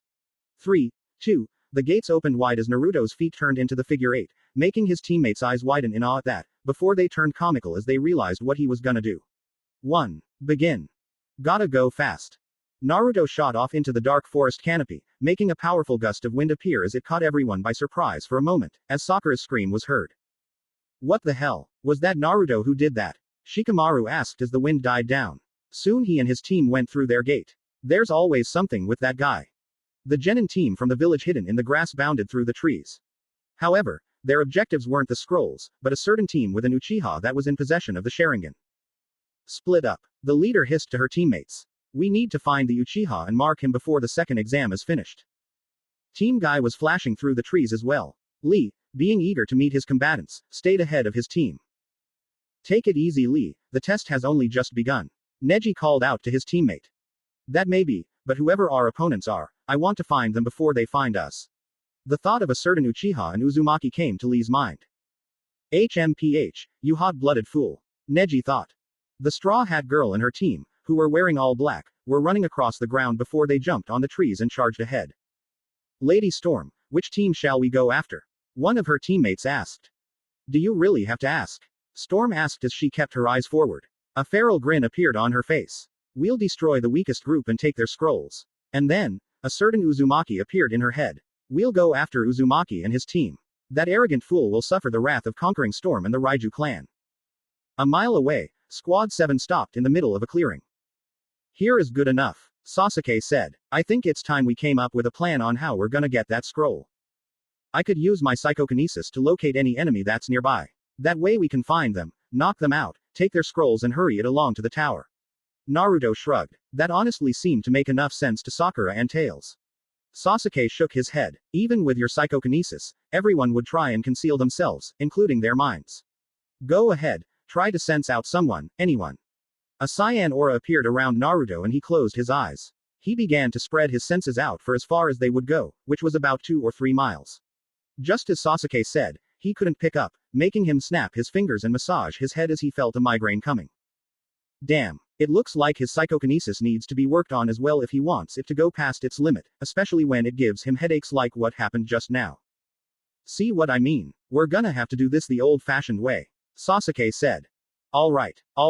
Before you tell us your plan, I gotta go and take a leak. Naruto said as he walked past Sakura, giving her his backpack and went behind a tree. Sakura looked at Naruto with an annoyed expression before she reached inside his backpack and took out Tails, who quickly acted like a doll. Well, at least he brought you Tails. Sakura cooed as she hugged him, earning a blush on his face. As the squad waited for Naruto, the sound of rustling and scuffling was heard. Motherfucker. Naruto shouted, getting everyone's attention before the sound of a fist hitting flesh was heard and Naruto flew out. Everyone's eyes widened as they watched Naruto hit the trunk of a tree hard, making him gasp in pain. They turned back as they heard rustling in the bushes and saw another Naruto come out. Huh. Tails and Sakura's eyes widened in shock as they looked back and forth at the two Narutos. Sasuke, however, glared at the Naruto that got hit by the tree trunk, as he slowly stood up and wiped the blood off his mouth. The other Naruto had a comical pissed expression as a large vein was on his head. What's the big idea attacking me when I'm pissing, you son of a bitch? Naruto demanded. You almost made me piss my pants. The other Naruto glared at him angrily before he stood up and pointed at him. What are you guys waiting for? Hurry up and take this fake down. Tails and Sakura looked at him, blinking before turning to the other Naruto who had an irritated expression. Are we seriously going to play that game? Naruto asked. The other Naruto was gonna say something before Sasuke appeared and gave him a right hook that sent him back to the tree. Thank you. He and Sasuke soon took fighting stances. Cut the crap already and lose the disguise. Sasuke demanded. It's over. We got you figured out. Guess that's that. The other Naruto glared at him before in his place stood an older genin with his forehead protector, which had an image of lines going down. H's wore tan pants and long sleeve jacket. Sakura and Tails gasped in shock while Naruto and Sasuke still took their stance. So you brats found out about me. So what, I'm still going to take your scroll. The older genin charged at the 3-4 if you count Tails, who still acted like a doll. Come on, which one of you three have it? Or do I have to kill you? Sasuke and Naruto jumped out the way from their incoming enemy. Sasuke did a few hand signs while yellow energy appeared in Naruto's hands. Fire style. Fireball jutsu. Chaos spear. Sasuke blew small fireballs and Naruto threw spears of energy. The older genin dodged their attacks, which made small craters in the ground. He charged towards Sasuke and clashed kunai with him. The genin then jumped a few tree branches to get some distance. But he got covered in a cyan aura, stopping his movements, as his eyes widened in shock and disbelief. He slowly turns around and his eyes widened further as he saw it was Naruto, with his hand out, holding him, a serious scowl on his face. You can't escape my psychokinesis. It's no use. Naruto brought his index and middle fingers back as though he was saying, come here, and the genin quickly flew towards them as he appeared in front Naruto and Sasuke's face. The two looked at each other and nodded their heads. Sasuke went and checked him.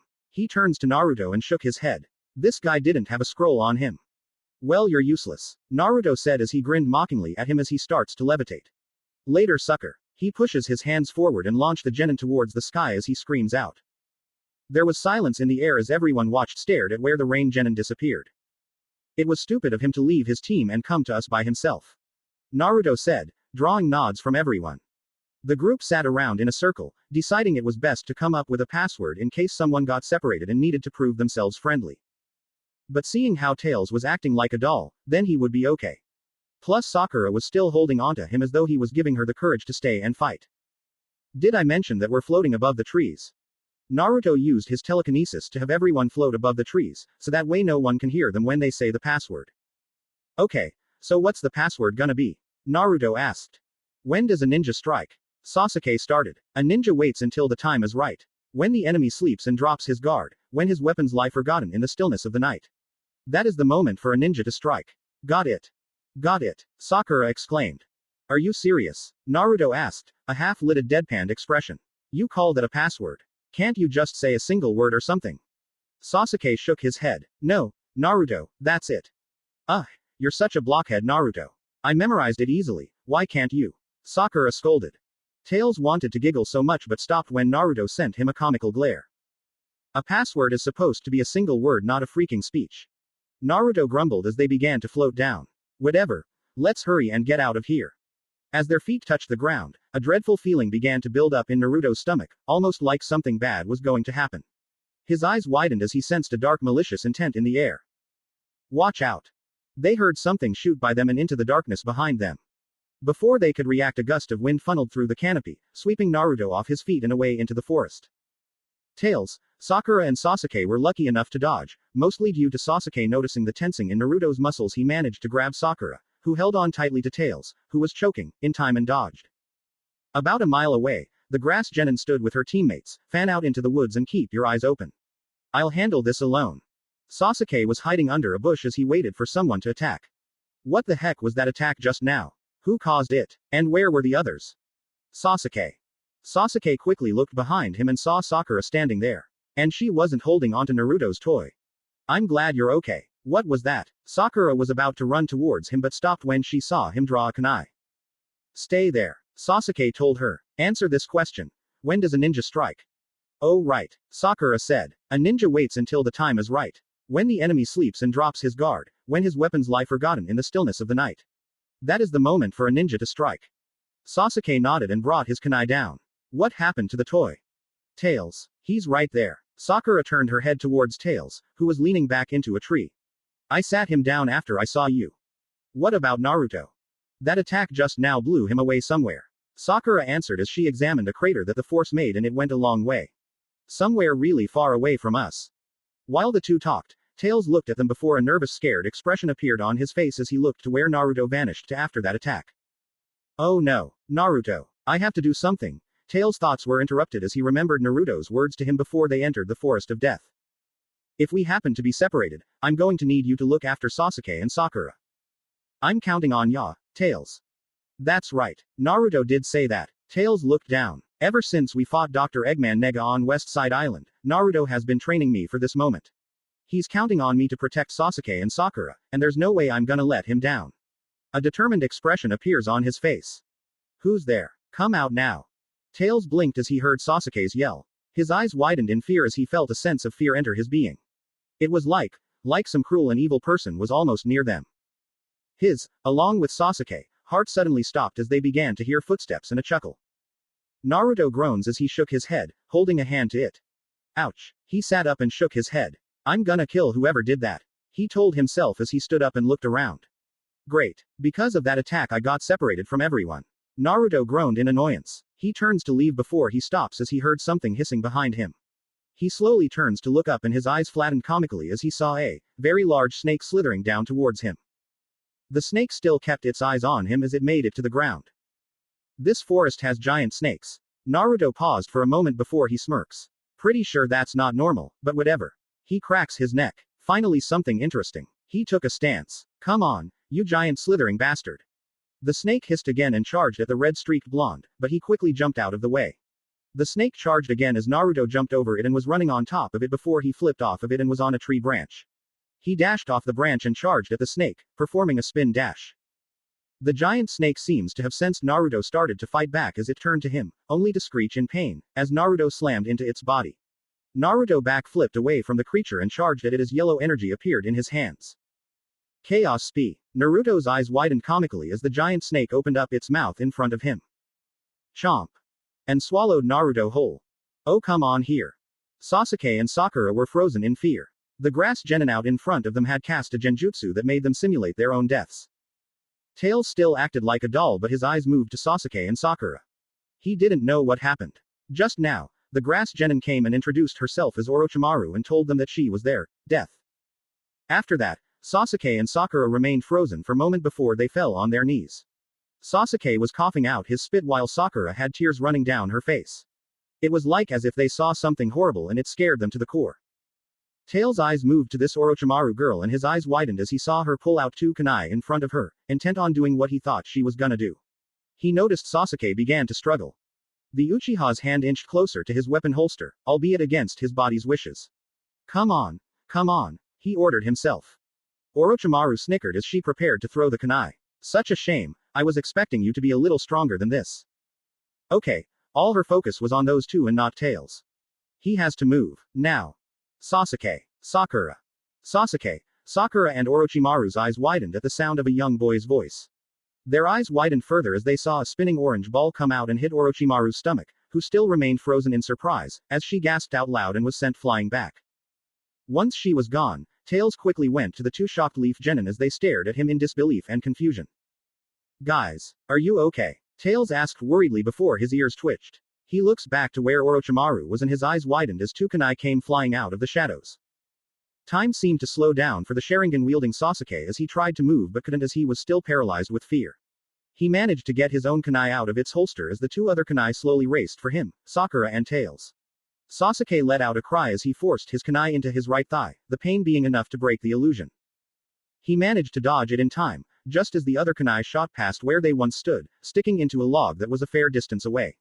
Sasuke picked up Sakura and Tails and leapt into the trees in a hasty retreat from the enemy. Orochimaru raised an impressed eyebrow at the Sasuke's method of breaking her genjutsu, and she was more amazed about that young fox that attacked her as she thought it was a toy. Interesting. So that's what the third one had in that big backpack of his. He was hiding the two-tailed fox cub. How very interesting. She chuckled before pursuing them. Sasuke, Tails and Sakura were hiding behind a tree. Sasuke looking out for Orochimaru while Sakura continued to stare at Tails in disbelief, making the cub nervous. Tails? Sakura asked in a whisper. Yeah, it's me. Hiya Sakura. Sasuke. Nice to meet you. Tails said nervously as he rubbed his head sheepishly. You're alive, Sakura exclaimed. But we thought you were a toy. How are you alive, and talking? Please calm down for a moment Sakura. Tails said as he wailed his arms comically up and down. Sakura was about to say something but her mouth was covered by Sasuke's hand. Quiet. We'll talk about this later. Sasuke told them in harsh whisper. While he too was shocked about Tails, now wasn't the time nor place to question him. He turns back to look for Orochimaru, not knowing about the large snake that was above them. Get me out of here you damn snake. Naruto cried out. The Uzumaki was nothing but a bulge from outside a snake's belly. From inside, the red-streaked blonde was mashed and compacted between the snake's guts and muscles.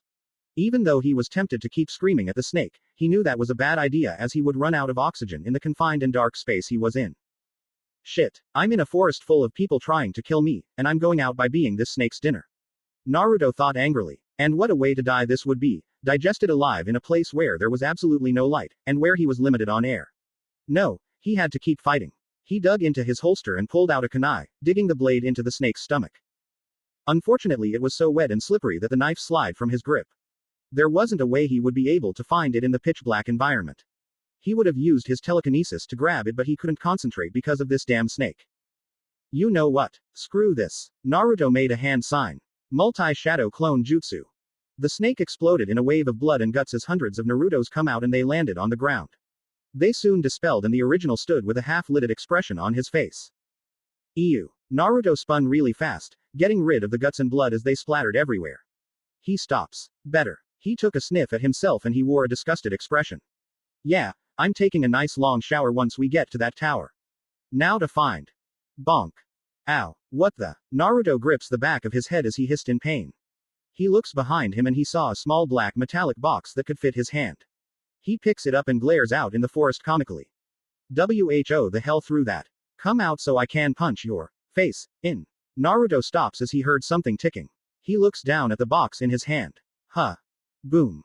The box exploded as it released dark purple smoke and Naruto was covered in it, making his eyes widened in shock.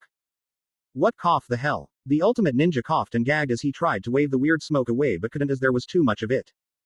Unknown to him however, the seal that holds the nine tails appeared. A mini tornado formed in the purple smoke and it made its way to the seal as though it was entering it, with purple electricity dancing around it. Naruto eventually ran out of it but he fell on his knees as he continued to cough out the strange smoke while it dispersed in the air. The Uzumaki began to growl and tremble. He had a feral look on his face and his hair flashed to dark blue for a moment before he returned to normal and continued to cough.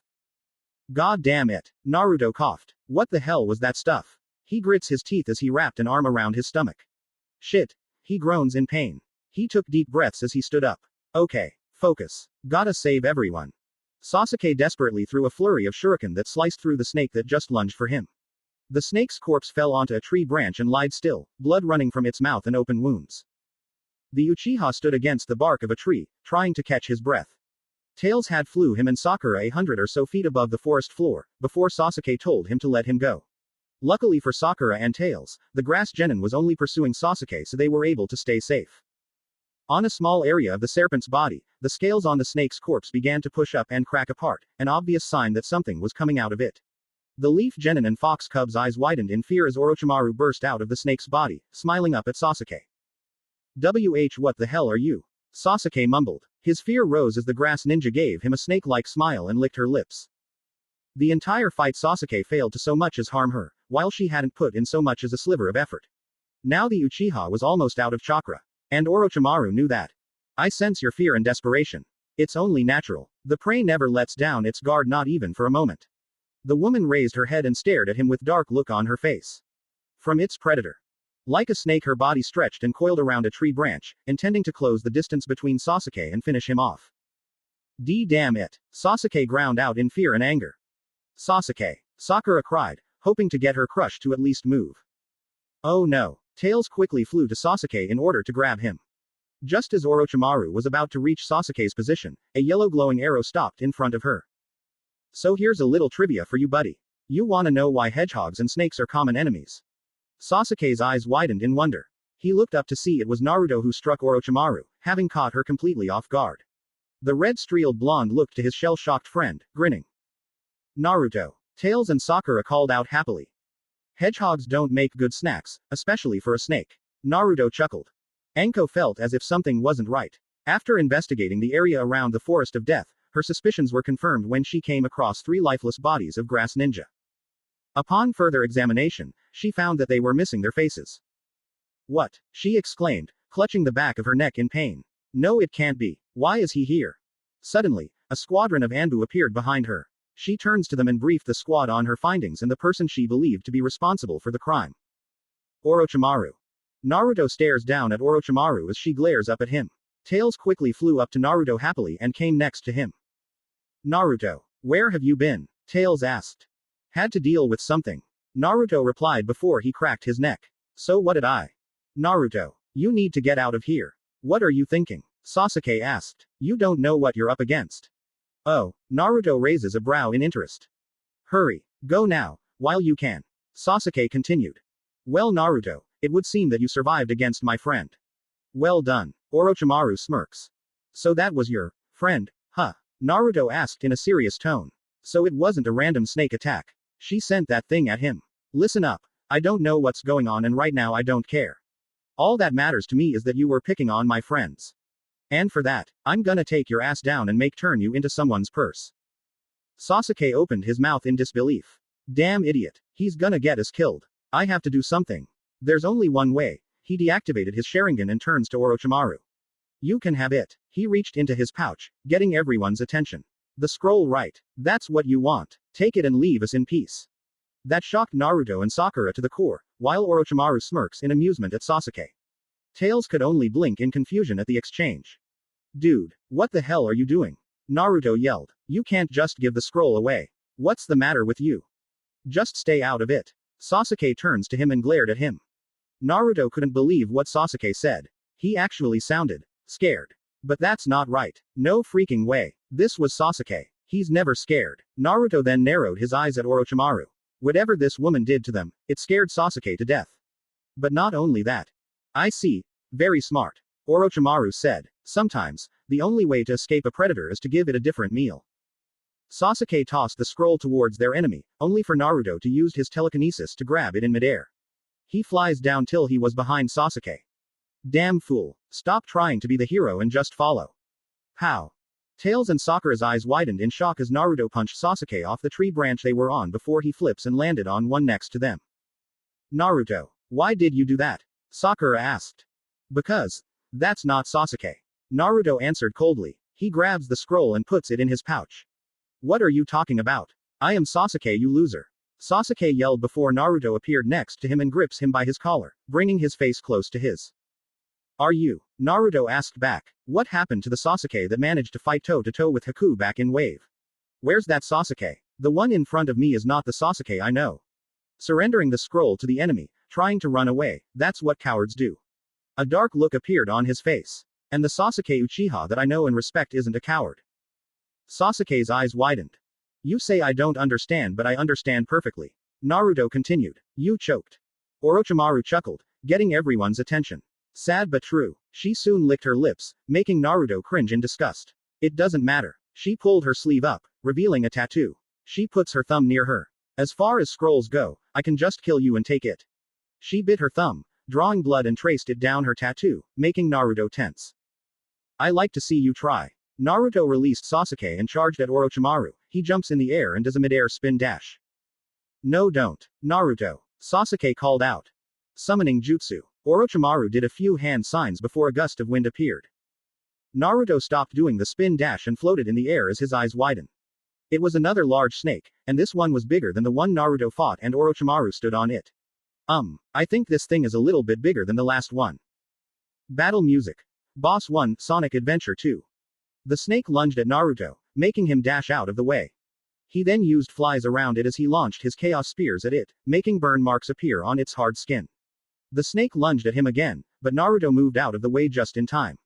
He saw a large boulder and he picked it up using his telekinesis and launched it at the beast, only for it to dodge the attack. Naruto was gonna move again, but he stopped in midair as he felt pain in his whole body, or more accurately the seal on his stomach. Gah! He gripped his stomach in pain as the cyan aura around him began to flicker on and off like a light switch. Ah! He screamed as the pain continued to increase and the aura around him died and he fell. Naruto. Tails, Sakura and Sasuke cried out towards him. I gotta save him. Tails was about to go and grab Naruto but stopped when the snake charged at the genin and knocked him in the air, making him go through a bunch of tree branches before his body hit the biggest one, and he gasped out blood. Naruto soon fell down, his arms still wrapped around his stomach. Orochimaru and her snake watched as Naruto fell and the snake began to open its mouth, in order to eat him whole like the last one. However, Naruto's eyes snapped open, revealing them to be crimson red, with cat-like slits replacing his pupils. His expression became feral and his hair has gotten spikier. Fangs appeared in his mouth and his nails became sharp like claws. The whiskers on his face became detailed. He flips in the air and raised his leg up. Eat this. He does a devastating axe kick on the snake's head, making it screech out as shockwaves came out from the attack that destroyed some trees. What? Orochimaru looked into Naruto's eyes and saw they were now crimson red. But she looks closer and saw the left eye was changing from green to red. She narrowed her eyes at him. Those eyes. It couldn't be. Naruto gave a roar as he punched the snake's head as it was getting pushed back. He closed his left eye as he felt the same pain from before coming back, but he ignored it and continued the assault. Naruto? Tails asked nervously. In all the times they've been together, he's never seen Naruto act like that. Especially if it was around Nega. He suddenly felt woozy for some reason.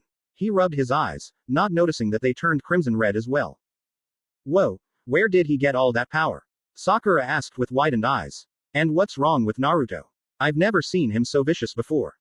Sasuke remained completely still as he continued to watch the assault.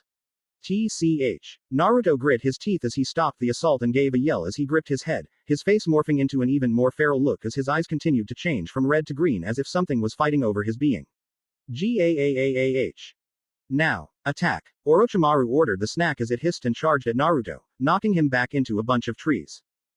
Oh no, Naruto. Tails shouted.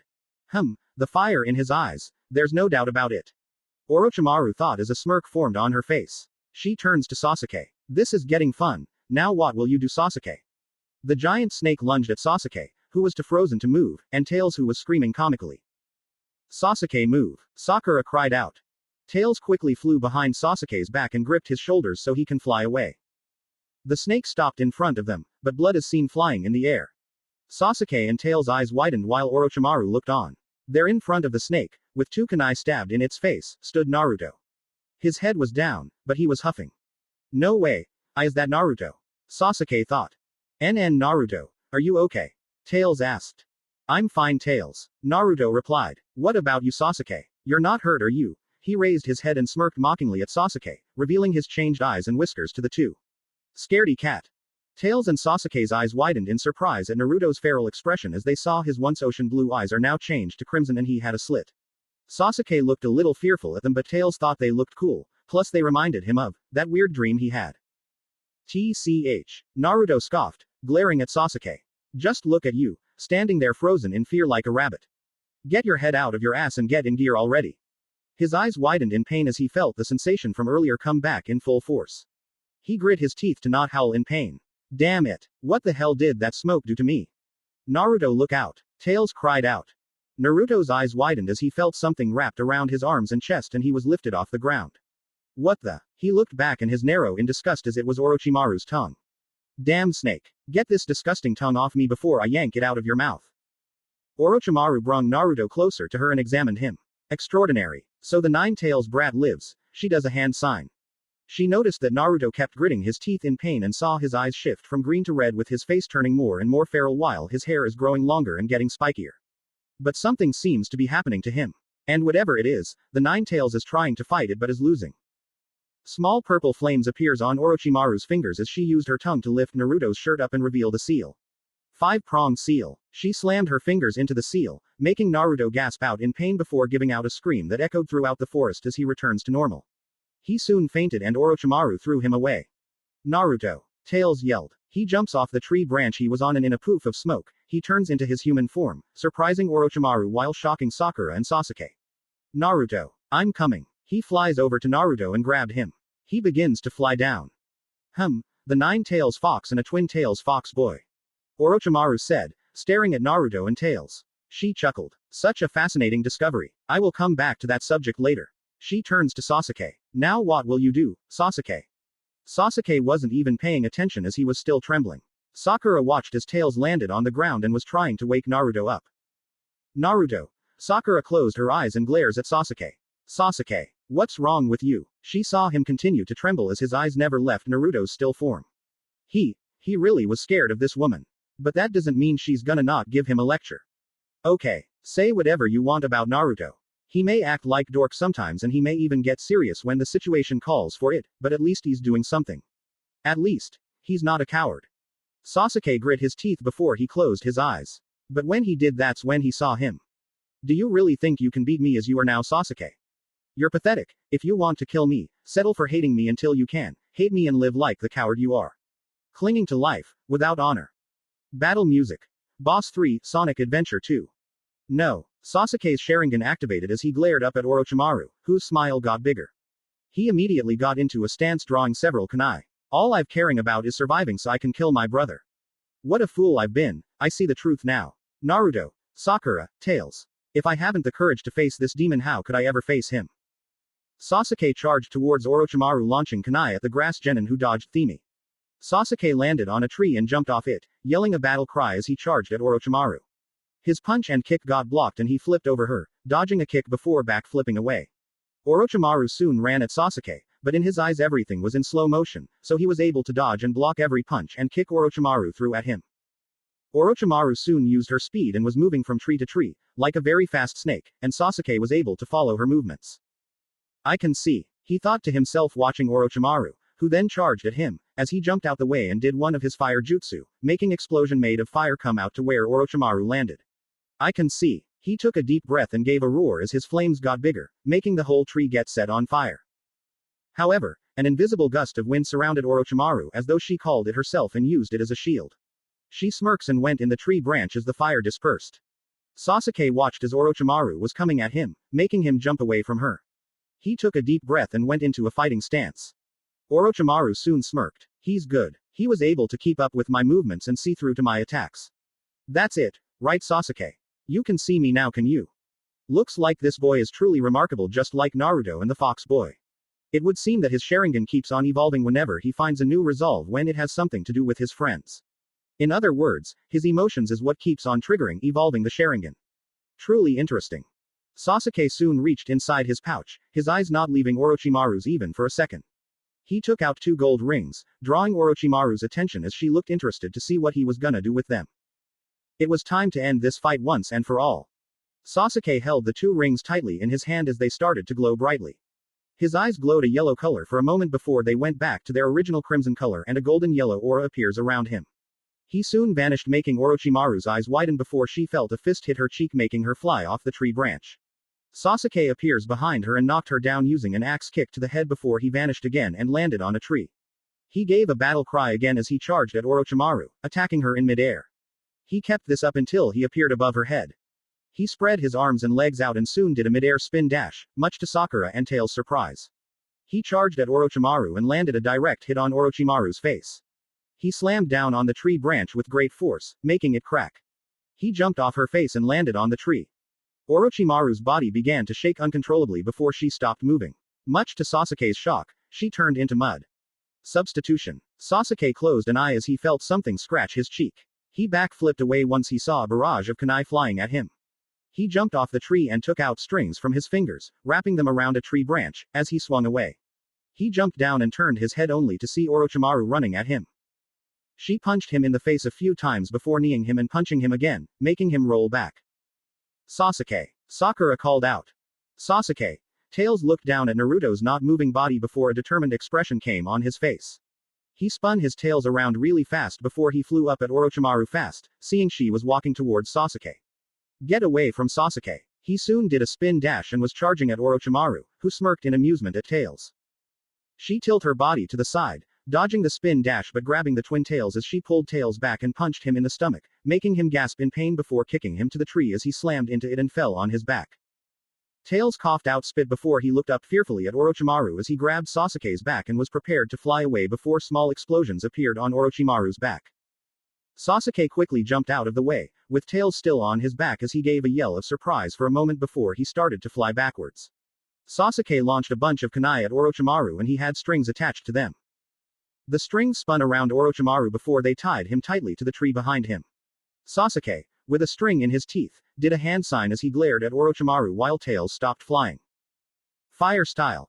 Dragon flame jutsu. Music ends. Sasuke breathed out a large breath of fire which took the form of a dragon. The flame followed the string connected from his mouth to the tied-up Orochimaru and landed a devastating blow on Orochimaru. The flames was so powerful that it even burned through the tree she was on. Orochimaru gave out a loud scream which echoed throughout the area they were in. Sakura watched the flames while smiling happily. He did it, she exclaimed. Tails stared at the flames with an awestruck look on his face. He knew Sasuke was awesome but he never knew he was this awesome. He was a lot like Naruto. So cool. The flames slowly began to die down before they vanished completely. Tails flew back down to a tree branch and released Sasuke as soon as his feet touched it and he landed right next to him. That was awesome, Sasuke. You totally took her down with that. Tails said excitedly as he looked at Orochimaru seeing her head down. Sasuke didn't reply as he was panting tiredly. Sasuke. Tails. Sakura ran towards them, smiling happily. You did it, Sasuke. You won. A worried expression appeared on her face, seeing him pant tiredly like that. Are you okay? Don't worry, it's over. Tails nodded in agreement. Yeah, let's hurry up and get Naruto so we can get out of here. He grabs both their hands and began to fly but stopped as he fell down. He tried to get up but he couldn't move a muscle. I can't move. Me neither. Sakura exclaimed as she fell on her knees. No. Sasuke struggled. That's impossible. Such mastery of the Sharingan at such a young age. Orochimaru spoke up, much to everyone's disbelief. You truly are an Uchiha. Her voice began to get deeper. Tails' eyes widened as he stared at Orochimaru's face. Around her left eye area, he saw yellow snake-like eyes, pale white skin. It was as if a piece of a human skin mask was peeled off her face. And her voice, she sounded just like a man. Who is this person? Yes. Orochimaru spoke up in his true voice. He raised a hand to his forehead protector. You'll do nicely. He removed it, to reveal the grass symbol has changed to a musical note. Look, the symbol on his protector. He's a sound ninja. Tails exclaimed as he struggled to move. Sasuke gave a yell as he too struggled with all his might to escape. You are definitely his brother. Orochimaru said, making Sasuke gasp. Your eyes are even keener than Itachi's. What do you want? Sasuke demanded, getting angry at his brother's name being mentioned. Orochimaru tossed a scroll out and held it out in front of him. That will have to wait until we meet again. Which won't happen unless you finish this test with the best scores of all. The scroll got caught in green fire. Sakura gasped. The scroll. That was what they needed to pass. First you must defeat the sound ninja who serve me. Orochimaru continued. You mean, those guys are with you? Tails asked in surprise. I don't know what you're talking about but if you're finished just beat it. If we never meet again it will be too soon. Sakura said angrily. Oh, he and I will meet again. Orochimaru did a hand sign and his neck began to stretch out, making everyone's eyes widen. And his head was heading towards Sasuke. He went to the neck and bit it, making Sasuke gasp. Sasuke no! Sakura exclaimed. Sasuke. Tails tried to his hardest to get up but he kept falling back down. He and Sakura watched as Orochimaru released his hold on Sasuke's neck before his head went back to his body. Sasuke was trembling all the while, not knowing that a mark was beginning to form above where Orochimaru bit his neck. He grit his teeth in pain as he held onto his neck. Sasuke. Sakura glared at Orochimaru. What have you done to him? I just gave him a little parting gift. Orochimaru replied as Sasuke got on his knees. Very soon Sasuke will seek me out. He will desire my power. In the meantime, I enjoyed the demonstrate of the powers you already possessed. I shall see you soon as well, little fox boy. Orochimaru began to go inside the tree he was standing on, giving out a last chuckle, as he vanished completely. Sasuke gave out a screamed pain that echoed throughout the forest. This pain, this unbelievable amount of pain was too much for him to handle. Sasuke. Tails and Sakura ran towards him, looking at him with worried and concerned expressions. Sasuke, what did he do to you? Sakura asked. Tails saw something forming on Sasuke's neck, making his eyes widen. Something appeared on his neck. Sasuke continued to scream out loud as Sakura was whispering comforting words to him before he lost consciousness, making Tails and Sakura gasp out loud. Naruto, please wake up. Tails cried out to his best friend. Sasuke is hurt and we need you. Naruto. Sakura cried out as well, tears falling from her eyes. They flinched as a bunch of crows came out and were flying around, making them look up at them as the sun was setting. I don't know. Sakura closed her eyes and sniffed. What I'm supposed to do? Sakura. Tails whispered as tears fell from his eyes. What were they supposed to do now? What can they do now? They lost both Naruto and Sasuke, the two powerhouses of Squad 7. Now, it's just him and Sakura. Naruto. Tails thought as he sniffed. I'm sorry, I couldn't protect Sasuke. You were counting on me and I let you down. He continued to hear Sakura's silent cries. He clenched his fist tightly before he stood up and wiped the tears away. But that doesn't mean I can't protect Sakura either. He nodded to himself as he turns to Sakura. Sakura. Tails spoke up, getting her attention. We can't stay here out in the open like this, we have to hide. You carry Sasuke while I go get Naruto. Tails. Sakura spoke in a whisper. Don't worry, Sakura. Until Naruto and Sasuke wake up. Tails held his fist out. I'll protect you. All of you. I promise. Sakura gave a silent gasp as she stared into Tails' eyes, seeing the same kind of determination Naruto always carried with him when facing a strong opponent which they might not have a chance of winning. Despite wanting to ask Tails a lot of questions, she was more focused on the situation. First they needed to get out of here and then she can ask Tails her questions. Okay. She nodded her head, making Tails nod back as he flew down to get Naruto. Unknown to them, however, they were being watched by the masked boy, who watched the two with his arms crossed. Meanwhile, Blaze took a quick stop at a nearby town. She was inside a restaurant as she was looking over the menu to see what she would want to eat. Right now, she was almost close to the Hidden Leaf village, so she decided to get some rest here and get ready for tomorrow. She was honestly glad to get out of that gambling town and away from that dirty old fool of a writer. After spending one night there, she decided to leave due to the residents' activities at night. Here's your food, dearie. Blaze looked up, seeing a kind old woman there, smiling at her, with a plate of what she ordered in her hands. The Fire Princess smiled back at her as she sat the plate down. Thank you very much, ma'am. Blaze reached into her pocket and gave her some money. Here, it's for you. Oh no, you go on and keep it, young one. The old woman smiled, before she sighed. Honestly, if only the children around here were more respectful like you. Right. Blaze's sweat dropped as she recalled many young children acting wild and crazy, making her inwardly smile as she recalled a certain someone who's like that and probably still is. She looks out the window seeing the children, but her eyes widened slightly from what she saw. There was a young boy and girl, who looks like they were around 6. The girl was scolding the boy, who only smiled sheepishly and rubbed the back of his head in a similar manner. However, in Blaze's eyes, she saw her younger self and Naruto in the children's place. She shook her head and looked up in the sky, staring at the orange sun. Why? She put a hand to where her heart is and clenched it. Why does it feel like something terrible happened to you, Naruto? She's been having this feeling for a while now and she's been ignoring it. But after seeing those children, the feeling came back. One more day, she told herself. She will be arriving to the village sometime tomorrow. She's just one day close to meeting her best friend. Forest of Death. It was now dark out. Tails and Sakura hid themselves under a tree root as they were watching Naruto and Sasuke.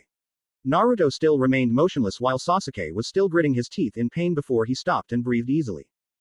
Looks like he's breathing normally. Sakura smiled a little bit. She looks to Naruto and Tails, seeing the fox boy looking at Naruto worriedly before while also keeping an eye out.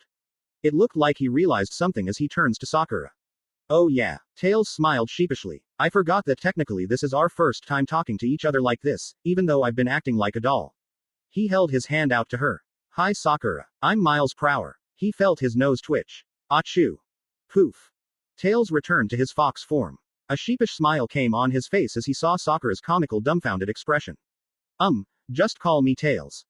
Alright. Sakura said nervously before she began to ask her questions. Alright, what are you, Tails? Are you a human or fox? Where did you come from? Are there others out there like you? Is it really true that you helped Naruto out on one of his adventures? As Sakura kept asking him questions, Tails' head began to get smoke coming out from his brain and his eyes turned into dots. Calm down Sakura. You're going too fast with your questions. Sakura blinked and looked sheepishly. Haha. Sorry about that. Just a little curious. Tails shook his head and laughed a little bit. It's okay. Well, I guess I can start from the beginning. As Tails and Sakura started their talk, they were being watched by the sound genin from before. Next day. The sun was shining brightly. Tails woke up and gave a yawn. He shook his head and blocked his face from the sun. Daytime. He asked. He stands up and looks around, seeing Sakura was asleep while Sasuke and Naruto were still unconscious. He quickly ran to Sakura and shook her. Hey, Sakura, wake up. Huh. Sakura blinked tiredly as she turned to Tails. It's day. Tails exclaimed happily. We made it through the night. We did. Sakura blinked the tiredness away and yawned. She looks up and saw the sun's rays. She smiled happily. It is day. I told you, Tails said. The two went stiff as they heard rustling in the bushes. Sakura fearfully took out a kunai while Tails got ready to do a spin dash. When the two looked at each other, they nodded their heads and turned around at the same time. And what they saw made them get comical expressions. Sakura had a flat look and Tails' eyes became dots as he blinked. It was a squirrel that came out the bushes. A squirrel. Tails tilted his head to the side in confusion. Sakura's eyes widened as she saw the squirrel was coming towards them. What if it was? She quickly threw the kunai in front of it, making it comically stop and run away. Sakura. Tails wailed his arms up and down comically. Why did you do that? No reason. Sakura replied as she sighed in relief. That was close. It was gonna set off the traps she placed. The sound trio were still watching the two as they went back inside the tree. Huh, think she noticed the explosive tag on the squirrel? Zaku asked. Dosu shook his head. No, it's something else. I think it's time we pay her and that fox freak a visit. Lee hopped from tree to tree, careful not to make too much noise. As he landed on a particularly thin branch, he noticed several leaves fall from the branch. A fire erupted in his eyes as he gave himself a personal challenge. If I can catch all 20 of these leaves before they hit the ground, Sakura will begin to like me. He imagines her smiling lovingly at him. But, if I miss even just one, my love will be unrequited and, a disgusted look come on her face.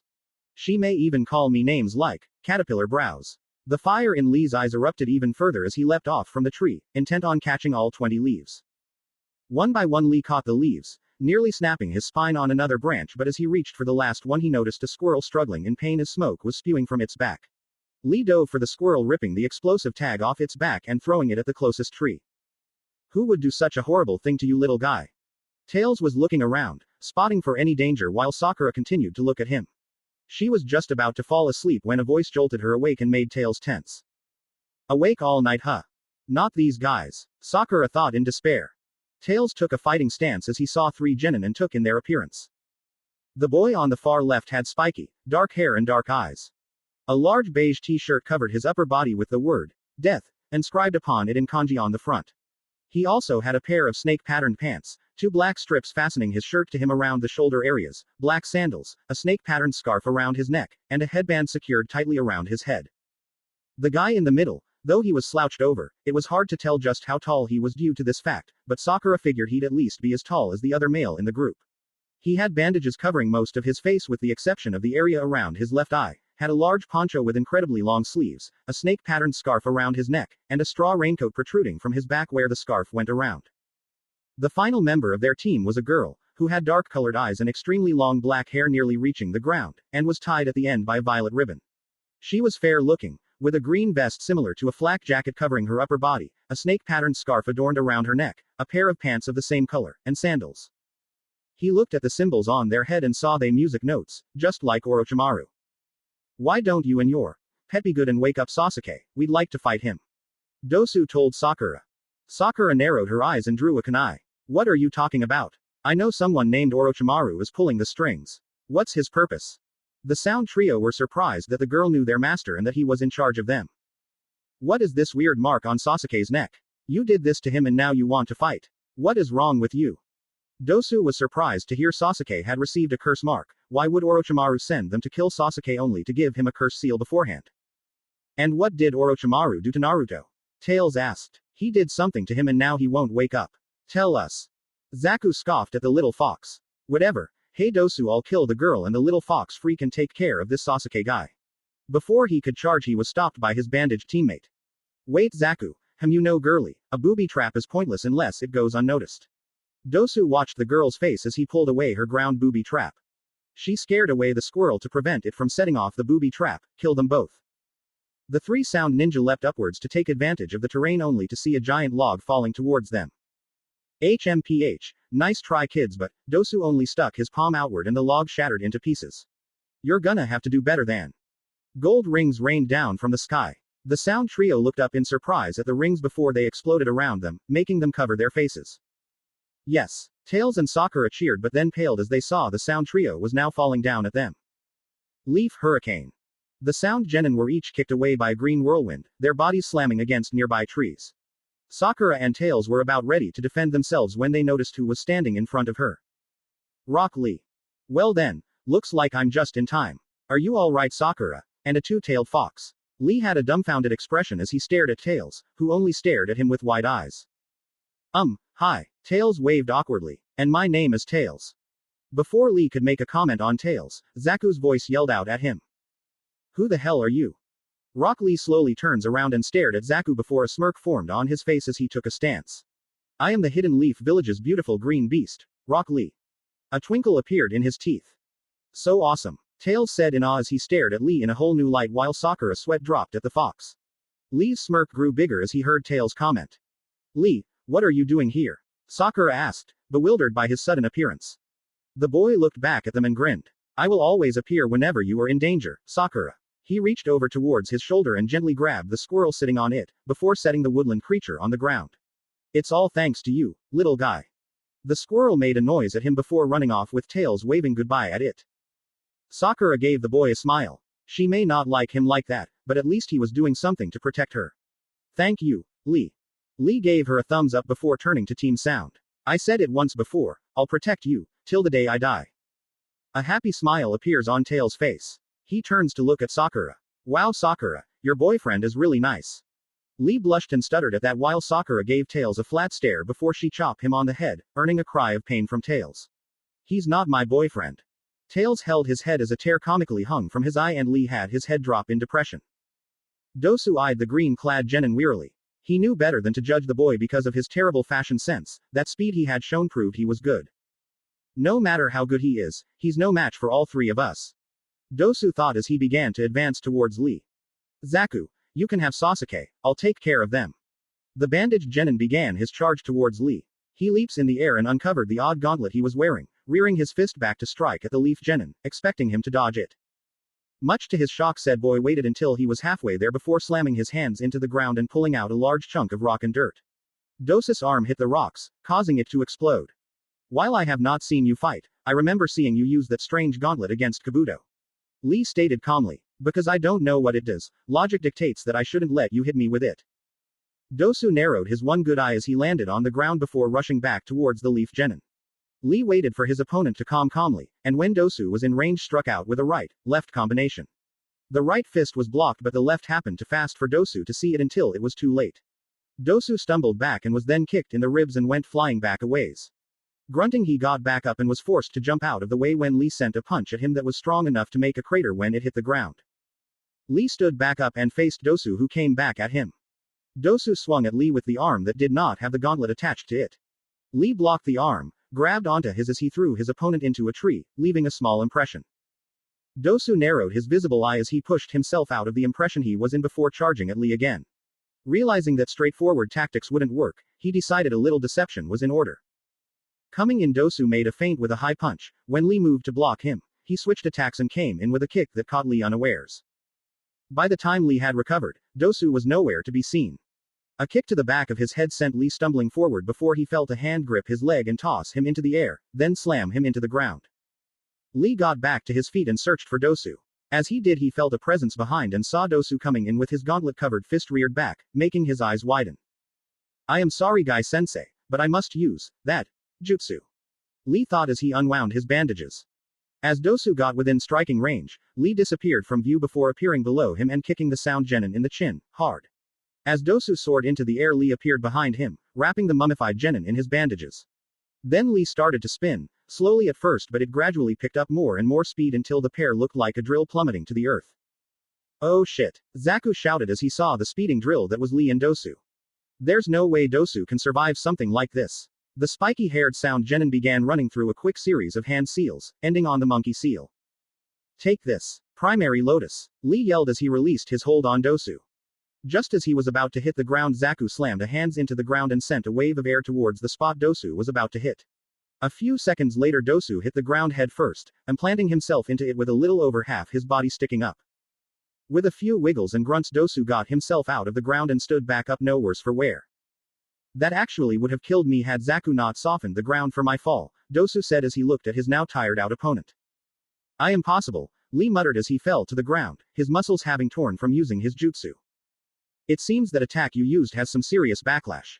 Dosu mused as he saw Lee kneeling on the ground, panting. It matters not. I may be tired, but so are you.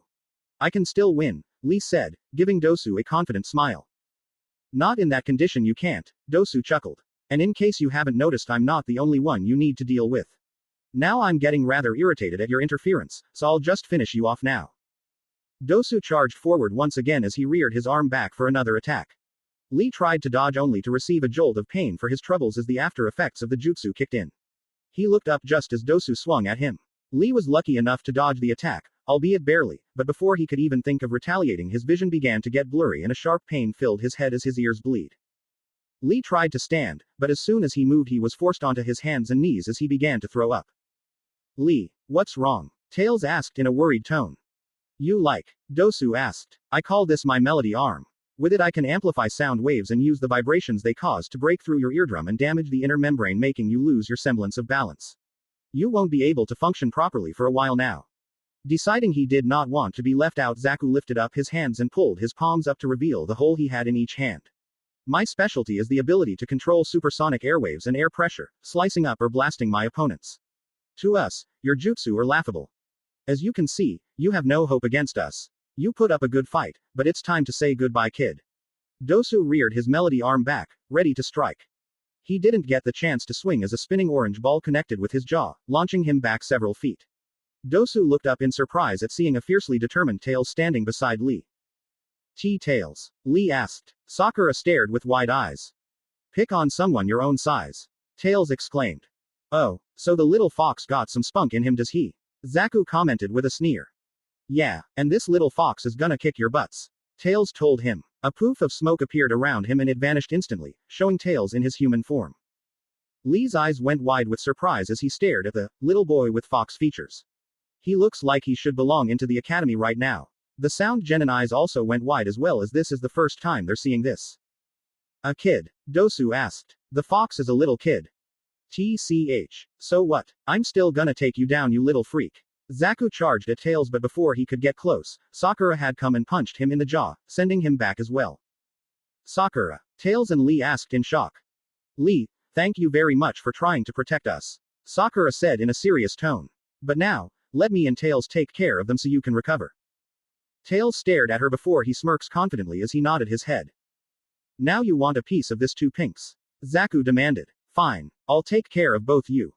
No you're not. Kin smirks. I'll take on the girl. Oh yeah. Tails took out some gadgets. Bring it on. Gah, this sucks. We can't find any weak guys. Ino complained, grabbing her head in annoyance. What a drag. Unfortunately the only guys weaker than us would be Kiba's team, because I am not going after Naruto. Shikamaru said. If from what he heard about those rumors are true, then that just means Naruto keeps on getting stronger and stronger every second. And he did not want to deal with him.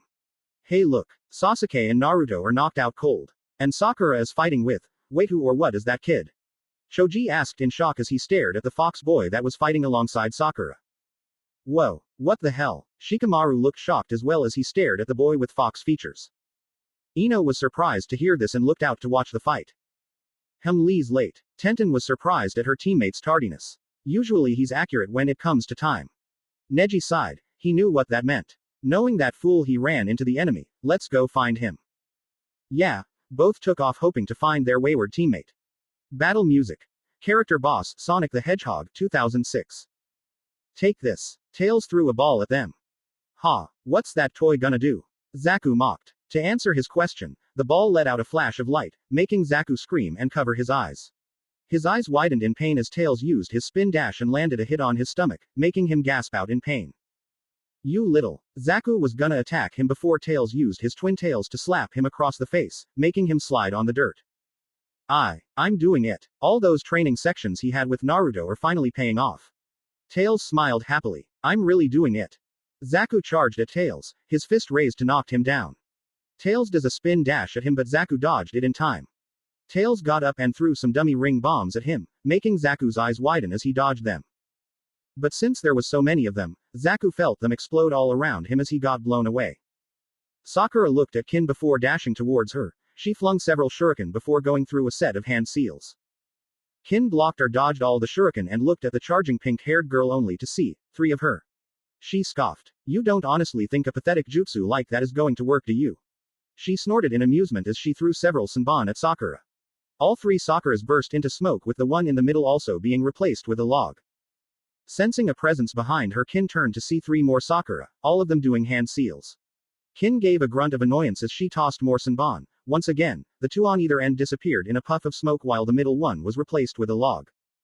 Kin spun around just as Sakura appeared behind her, blocking the punch the pinkett sent her before lashing out with her own fist. Sakura stumbled back, giving Kin the opportunity to knee the girl in the gut before kicking the back of her legs, forcing Sakura onto her knees. Then she grabbed Sakura by the hair, pulling on it as hard as she could, forcing Sakura to yelp in pain. Sakura. Tails yelled as he was gonna go and help but he got kicked on his side and was rolling around in the dirt. Nice try, kid. Zaku sneered as grabbed Tails. Hey Dosu. He threw him at Dosu who caught him in a bear hug. Hey, let me go. Tails struggled to get out. Sorry, not going to happen, kid. Dosu held Tails tighter, making him cry out. Well, get a feel of this, it seems her hair is softer than mine. Kin's smirk turned into a disgusted sneer. If you have time to take such good care of your hair, you could have spent it better training. You're not even a real kunoichi, are you? Probably just a pathetic fangirl for the Uchiha boy over there. Hey Zaku, why don't we kill that Sasuke guy in front of this little bitch?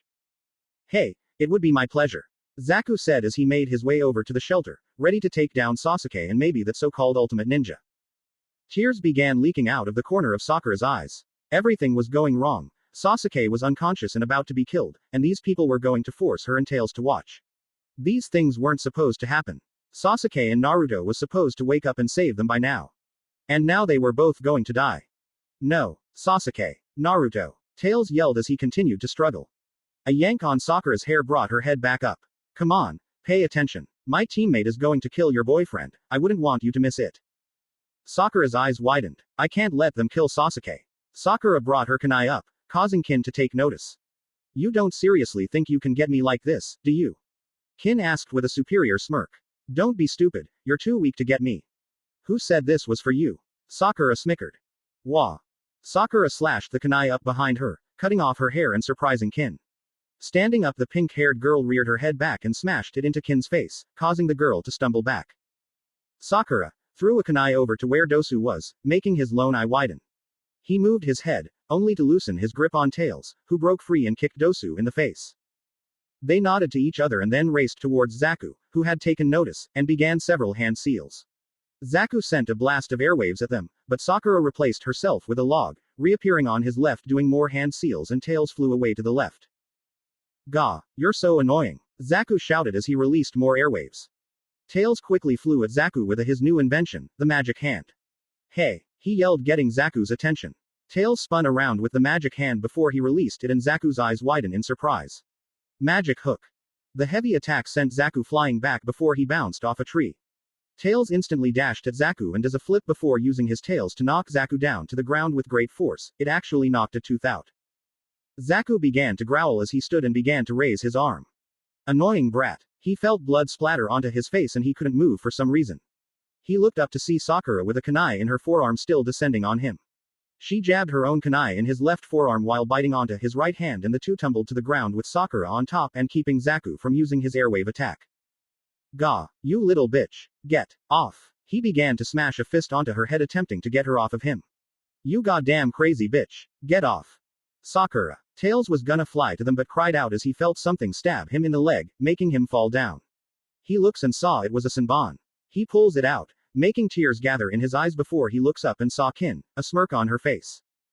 You should be more worried about yourself than your friend Fox Boy. Kin then charged at Tails making his eyes widen. Music ends. What do you want to do, Ino? Asked Shikamaru, for once his voice not sounding lazy.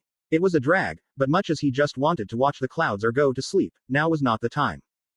Ino bit her lip as she remained silent. She didn't know what to do, a part of her wanted to help her former friend. She could still remember how she first met Sakura. The Pinkett had been getting picked on by Amy, a former classmate of theirs that had failed to graduate. She had helped chase them away, then discovered they had been making fun of Sakura for her large forehead. Ino could still remember the day she had given Sakura the red ribbon she had used to wear back at the academy, claiming that if she made a big deal of her forehead, then others would simply make more fun of her. They had been best friends up to that point, until Sasuke had come along. It had been 6 months into the academy when Sakura had given her back the ribbon she had given the Pinkett as a sign of their friendship, claiming that they were rivals from now on for Sasuke's affection. To this day, she and Ino were still enemies. And yet at the same time, they were still best friends at heart. Ino, Shikamaru said, snapping the blonde from her funk. She looked over at her lazy teammate to see the serious expression on his face. She's your friend, isn't she? Didn't you two know each other really well in the academy? And I don't know about the Fox kid, but I have a feeling that Naruto might have something to do with him. Ino looked at Shikamaru, before looking back at Sakura and Tails, who were still taking a beating. Sakura getting punched and Tails getting stomped, kicked or punched. A determined expression came onto Ino's face as she stood up. Let's get out there. After bashing Sakura in the face several dozen more times, Zaku finally managed to pry the girl off. She had been pretty damn tenacious, hanging on like a pit bull once it got its teeth on a bone. Zaku had lost count of the number of times he'd pounded his fist into the girl's head, but the last one finally managed to dislodge her. Along with that annoying fox. He looked up and saw Kin stomping him to the ground and kicking him. As Sakura was sent sprawling to the ground, he stood up, a scowl on his face as he glared down on her. Stupid bitch. Zaku growled, anger and hatred in his voice. I'm gonna blow you away. His hands were quick to come up, the blowholes within his appendages practically humming with chakra. Sakura. No. Tails called out weakly, reaching his hand out. He cried out as he got stomped on his head, forcing it to the ground. What? You think you can save her? Kin asked with a scoff, grabbing Tails' head and forcing him up. Please. You're just a weakling. She punched him in the stomach hard, making him cough out blood as he got sent away from her, hitting the ground with multiple thuds. Tails tried to get up. He tried to get and fight so bad but he couldn't. They were too strong for either him and Sakura to handle. He swore that he would protect Sakura, but that sound girl was right. He was weak. He wasn't dealing with Badniks or Dr. Nega. He was dealing with shinobi who were trained at a young age to kill. And right now, those sound team are gonna kill Sakura, Sasuke, and Naruto too. And that made tears fall from his eyes. His friends are gonna die because he's too weak to protect them. To Tails, everything was moving in slow motion as he saw Dosu walking towards Naruto and Sasuke, his kunai drawn, while Zaku was still beating up Sakura. Kin meanwhile began to walk towards Tails. PP please. Someone. Anyone. Save them. My friends. Tails sobbed quietly. Please. Save my friends. Get up boy. Tails' eyes widened from the familiar voice. A voice that he hasn't heard in a while. Get up and fight. I told you didn't I? You are my legacy. So don't you dare lose to those humans. Use your power. Power. Tails asked in a whisper, eyes widen. I have a power. Yes. The untapped power that lies within you. The power you inherited from me. It is time boy. Awaken it and realize your full potential. Tails' eyes widened as he heard his heart skip a beat. In that moment, time seemed to return to normal as Kin walked up to him. What's wrong kid? She asked as she got ready to stomp him. You giving up?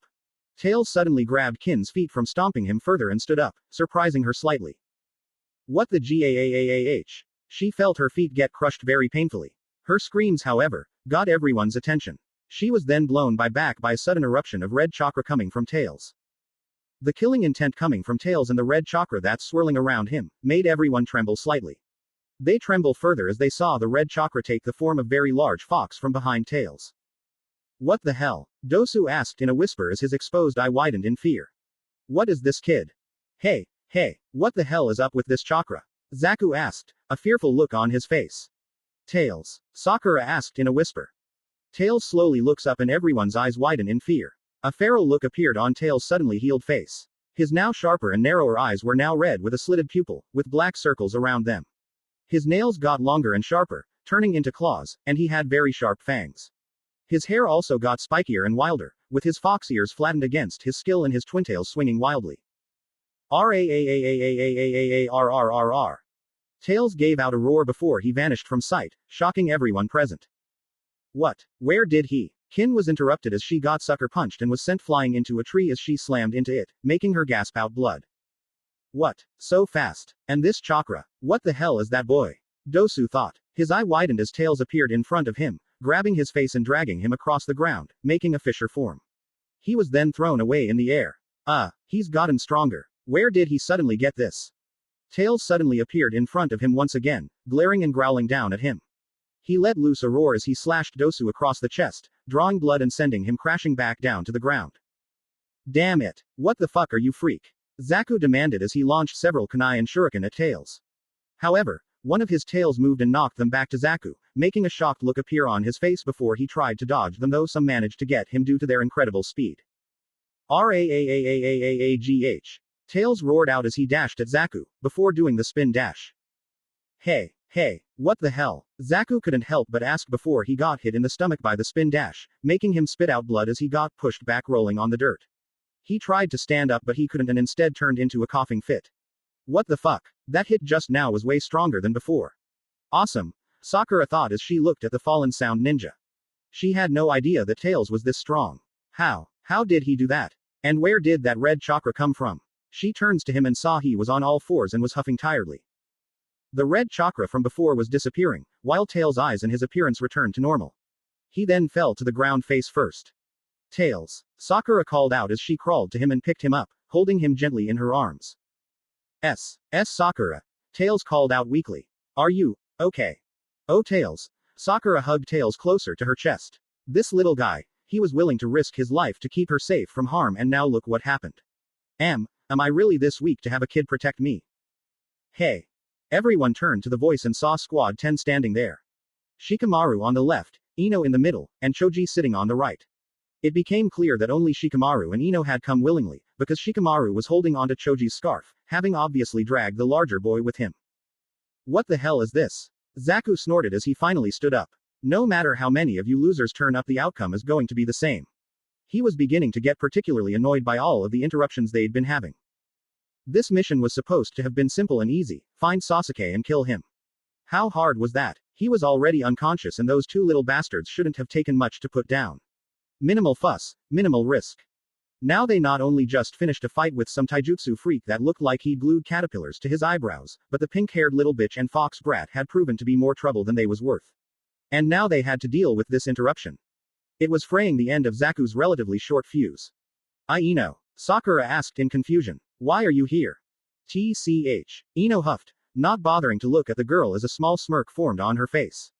Didn't I tell you before? I'm not going to let you show me up, forehead. There's no way I'm going to let you show off for Sasuke and leave me behind. Tails looked up weakly, seeing more Leaf Genin. He smiles weakly. Looks like help has arrived. They just keep swarming in, they're like bugs. Dosu mumbled, his single visible eye narrowing into a glare as he looked at the three new ninja now standing in the way of their mission. These foolish Leaf Ninja will be sorry they ever decided to butt into business that doesn't concern them. What are you two thinking? Choji hissed. These guys are too dangerous. Choji knew that out of all the teams theirs was likely the weakest. While Shikamaru had never outright said it, he knew enough about his lazy friend to read between the lines. All one had to do was look at the facts. They had the laziest jonin in Konoha, who preferred playing shogi than teaching. Shikamaru never trained, preferring to either watch the clouds or play shogi with Asuma. He himself was always eating while watching the clouds or watching Shikamaru play shogi. And Ino either only complained, fawned over Sasuke, or talked about how she would beat Sakura, which often involved Sasuke. It was made worse because each of them only knew one of their clan techniques. Shikamaru was too lazy to learn any more. Ino was too busy being trying to impress Sasuke. And Choji was always too busy eating to learn. He was snapped out of his thoughts when Shikamaru spoke up. It's a drag, but we have to do this. Now that Ino's shown herself, we men can't just run away. Sorry I got you two involved. Ino apologized. But we are a three-man team, we do everything together. Meh, whatever happens, happens. Shikamaru shrugged. We'll find a way to deal with this. But I don't wanna die yet. Choji whimpered as he turned around and attempted to make a run for it. However, Shikamaru had latched onto Choji's scarf to keep him from leaving. Come on Shikamaru. Let go of my scarf. Hehe, you can leave if you want, fatty. Zaku said, grinning darkly. Choji stopped moving completely. All thoughts of leaving disappeared when Zaku said those words. What did he just say? I couldn't hear him too well. I said you can go back into the forest and fuck yourself. Fat ass. Zaku exclaimed. Oh no, now he's done it. Shikamaru thought, shaking his head. That word is taboo for Choji. Choji did a complete 180 turn around as steam began to pour out of his ears. I'm not fat, you jerk. I'm big boned. And now I'm gonna squash you. Battle music. Rising fighting spirit, Naruto OST. Alright, now we're talking. Ino cheered, while Shikamaru muttered a quick, what a drag. Take it away, Choji. With pleasure. Choji put his hand into a ram seal. Expansion jutsu. Right before the eyes of everyone present, Choji's body quickly expanded to nearly 3 times his size. Too many, he looked like a giant balloon. His limbs and head were pulled into his clothing, with chakra coming out of the holes, turning him into a giant ball. Human boulder. Chubby's rule. He cried out, somehow still perfectly clear despite being inside his clothes, before he began rolling towards Zaku faster than the sound Genin expected. What the hell is this? Zaku held out his hands and sneered. It's just a rolling ball of fat ass. Slicing airwaves. A blast of powerful airwaves was sent towards the rolling ball that was Choji. As the attack hit, the airwaves proceeded to slow the large ball down, but did not stop the technique in its entirety. Instead, the two attacks seemed to be in a stalemate, with the airwaves trying to stop the green ball from running Zaku over, and Choji continuing to try and press onwards, unaffected by the airwaves. Neither force seemed willing to back down, and it looked like the fight would become a battle of attrition. That all changed when Choji ascended into the air, moving out of the slipstream the airwaves created. What the? My airwaves were useless. Zaku shouted, his voice surprised and his eyes widening. It wasn't every day someone saw a ball of fat move like that. And I can't touch that thing or it will rip my arms off, then I'll be crushed. Seeing the predicament his teammate was in, Dosu finally stood up and began to run towards Zaku. Before he could get even 5 feet he found himself frozen. Out of the corner of his eyes he noticed his shadow was attached to Shikamaru who was holding up a hand seal. Shadow Possession Jutsu. Success. The shadow using Genin muttered, a bored yet victorious look on his face. My body. I can't move. Dosu found that even talking was requiring some effort. This must be some kind of paralysis jutsu. Choji slammed into the ground, forcing Zaku to jump away lest he be crushed. While the sound ninja may have gotten away clean, the landscape around where Choji slammed into the earth formed into a large crater that was several inches larger than the Akamichi himself. So cool. Tails had stars in his eyes as he watched the Ino Shikacho in action. Shikamaru put his hands on his head with the fingertips touching his head, forming an M and forcing Dosu to do the same. Kin finally managed to stand up, though her back was still hurting her. She saw Dosu doing some very bizarre poses. What the hell are you doing, Dosu? She charged at Shikamaru knowing that he's probably controlling him. Ino, now it's just the girl we need to take care of. Shikamaru shouted as he used his hands to make a pair of ears on his head, forcing Dosu to do the same. Got it, Shikamaru. Ino made a triangle hand seal, aiming it at the only female Oto ninja. Take care of my body. Ninja art. Body possession jutsu. Before Kin could do anything, the jutsu hit and the dark-haired girl's eyes seemed to glaze over. Ino's body swayed a bit before Shikamaru caught her, while Dosu made the same pose but caught no one. Music ends. It's over now. The now-possessed Kin shouted as she pulled out a kunai. If you guys move an inch I'll slit this girl's throat. When I can't sense your chakra anymore I'll let her go. If you don't want it to end here I suggest you leave your scroll and get out of here. Both Dosu and Zaku just looked at her, confusing the leaf ninja. However, when a smirk formed on Zaku's face, Ino began to get a terrible feeling in the pit of her stomach. Choji, she shouted, just as Zaku held up a hand towards her and sent a powerful air wave at the girl. Choji managed to get there in time, but due to the position of his body and the fact that he was spinning perpendicular to the attack, he was unable to fully block off the effects of the jutsu. In the end, while the attack may not have hit his teammate, Choji ended up smacking into Ino, sending her flying while he smashed against the ground several feet away, too dizzy to be of much use. The possessed girl hit the tree behind her, making her yelp in pain and cough up blood. Because of the effects of the jutsu, blood also started coming out of Ino's mouth. Ino, Shikamaru yelled in worry. These guys, they don't even care if they hurt their comrade, Ino said from Kin's body as she lay on the ground. She couldn't believe that these type of people actually exist. Hey, I think you guys are confused about us, Zaku said, grinning darkly. Our goals are not the stupid scrolls nor to safely complete this exam. Dosu continued, his eyes holding a dark quality that made him look slightly insane. We're simply here to kill Sasuke. The genin who had not known that felt their eyes widen in surprise. None of them could understand what was going on. Why were these people after Sasuke? As far as they knew, Sasuke had never done anything to warrant assassins coming after him. So why were these people so adamant on killing him? Damn it. This jutsu's gonna end soon. Shikamaru grit his teeth in frustration at the troublesome situation he found himself in. It looks like that girl's jutsu allows her spirit to enter the body of another. Dosu smirked under his bandages. However, if her bleeding is any indication, she receives any damage done to the body she enters. That means that killing Kin will also kill that girl.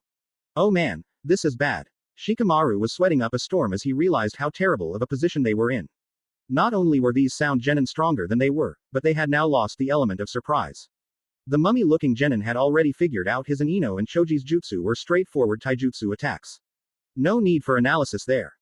And now they were in a bind. His jutsu had worn off, Choji was down and too dizzy to actually do anything, and Ino had already used her only jutsu and it hadn't worked out as planned.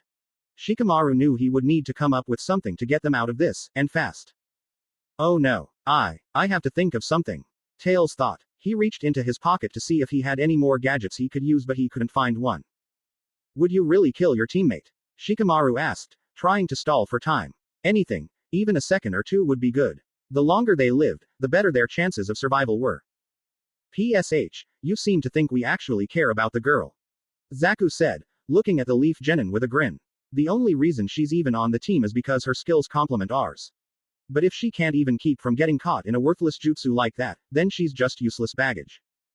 Bah, I can't take this anymore. Everyone looked up to see Neji and Tenten on a branch several meters above them.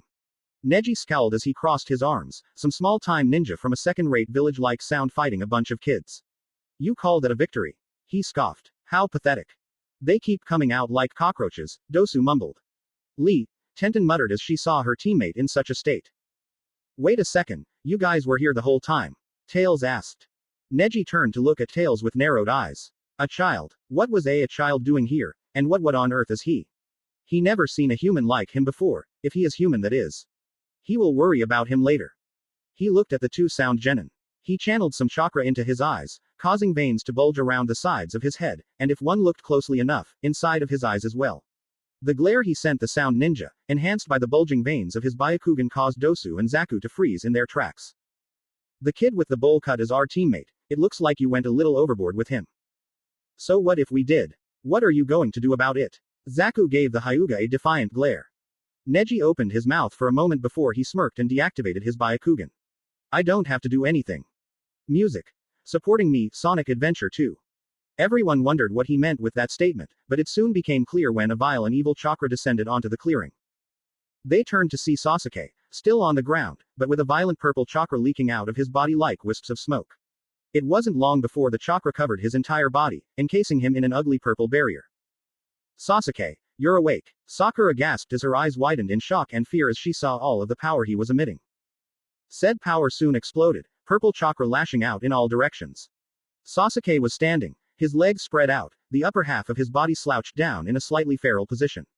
The right side of his body began to glow with odd orange markings that spread across his face, arms and legs like a parasite, before they stopped glowing. Sasuke. Tails gulped as he hugged Sakura like a lifeline. Sakura. Tails. Sasuke said darkly, seeing the condition they were in. Who did this to you? As they all paid attention to Sasuke, no one noticed Naruto gritting his teeth in pain as purple electricity appeared from his seal. Black wisps were also appearing underneath him. Blaze stood on top of the entrance to the Hidden Leaf Village, a serious look on her face. I'm here, Naruto. But unknown to her and everybody else, something is happening to Naruto. Something very terrifying.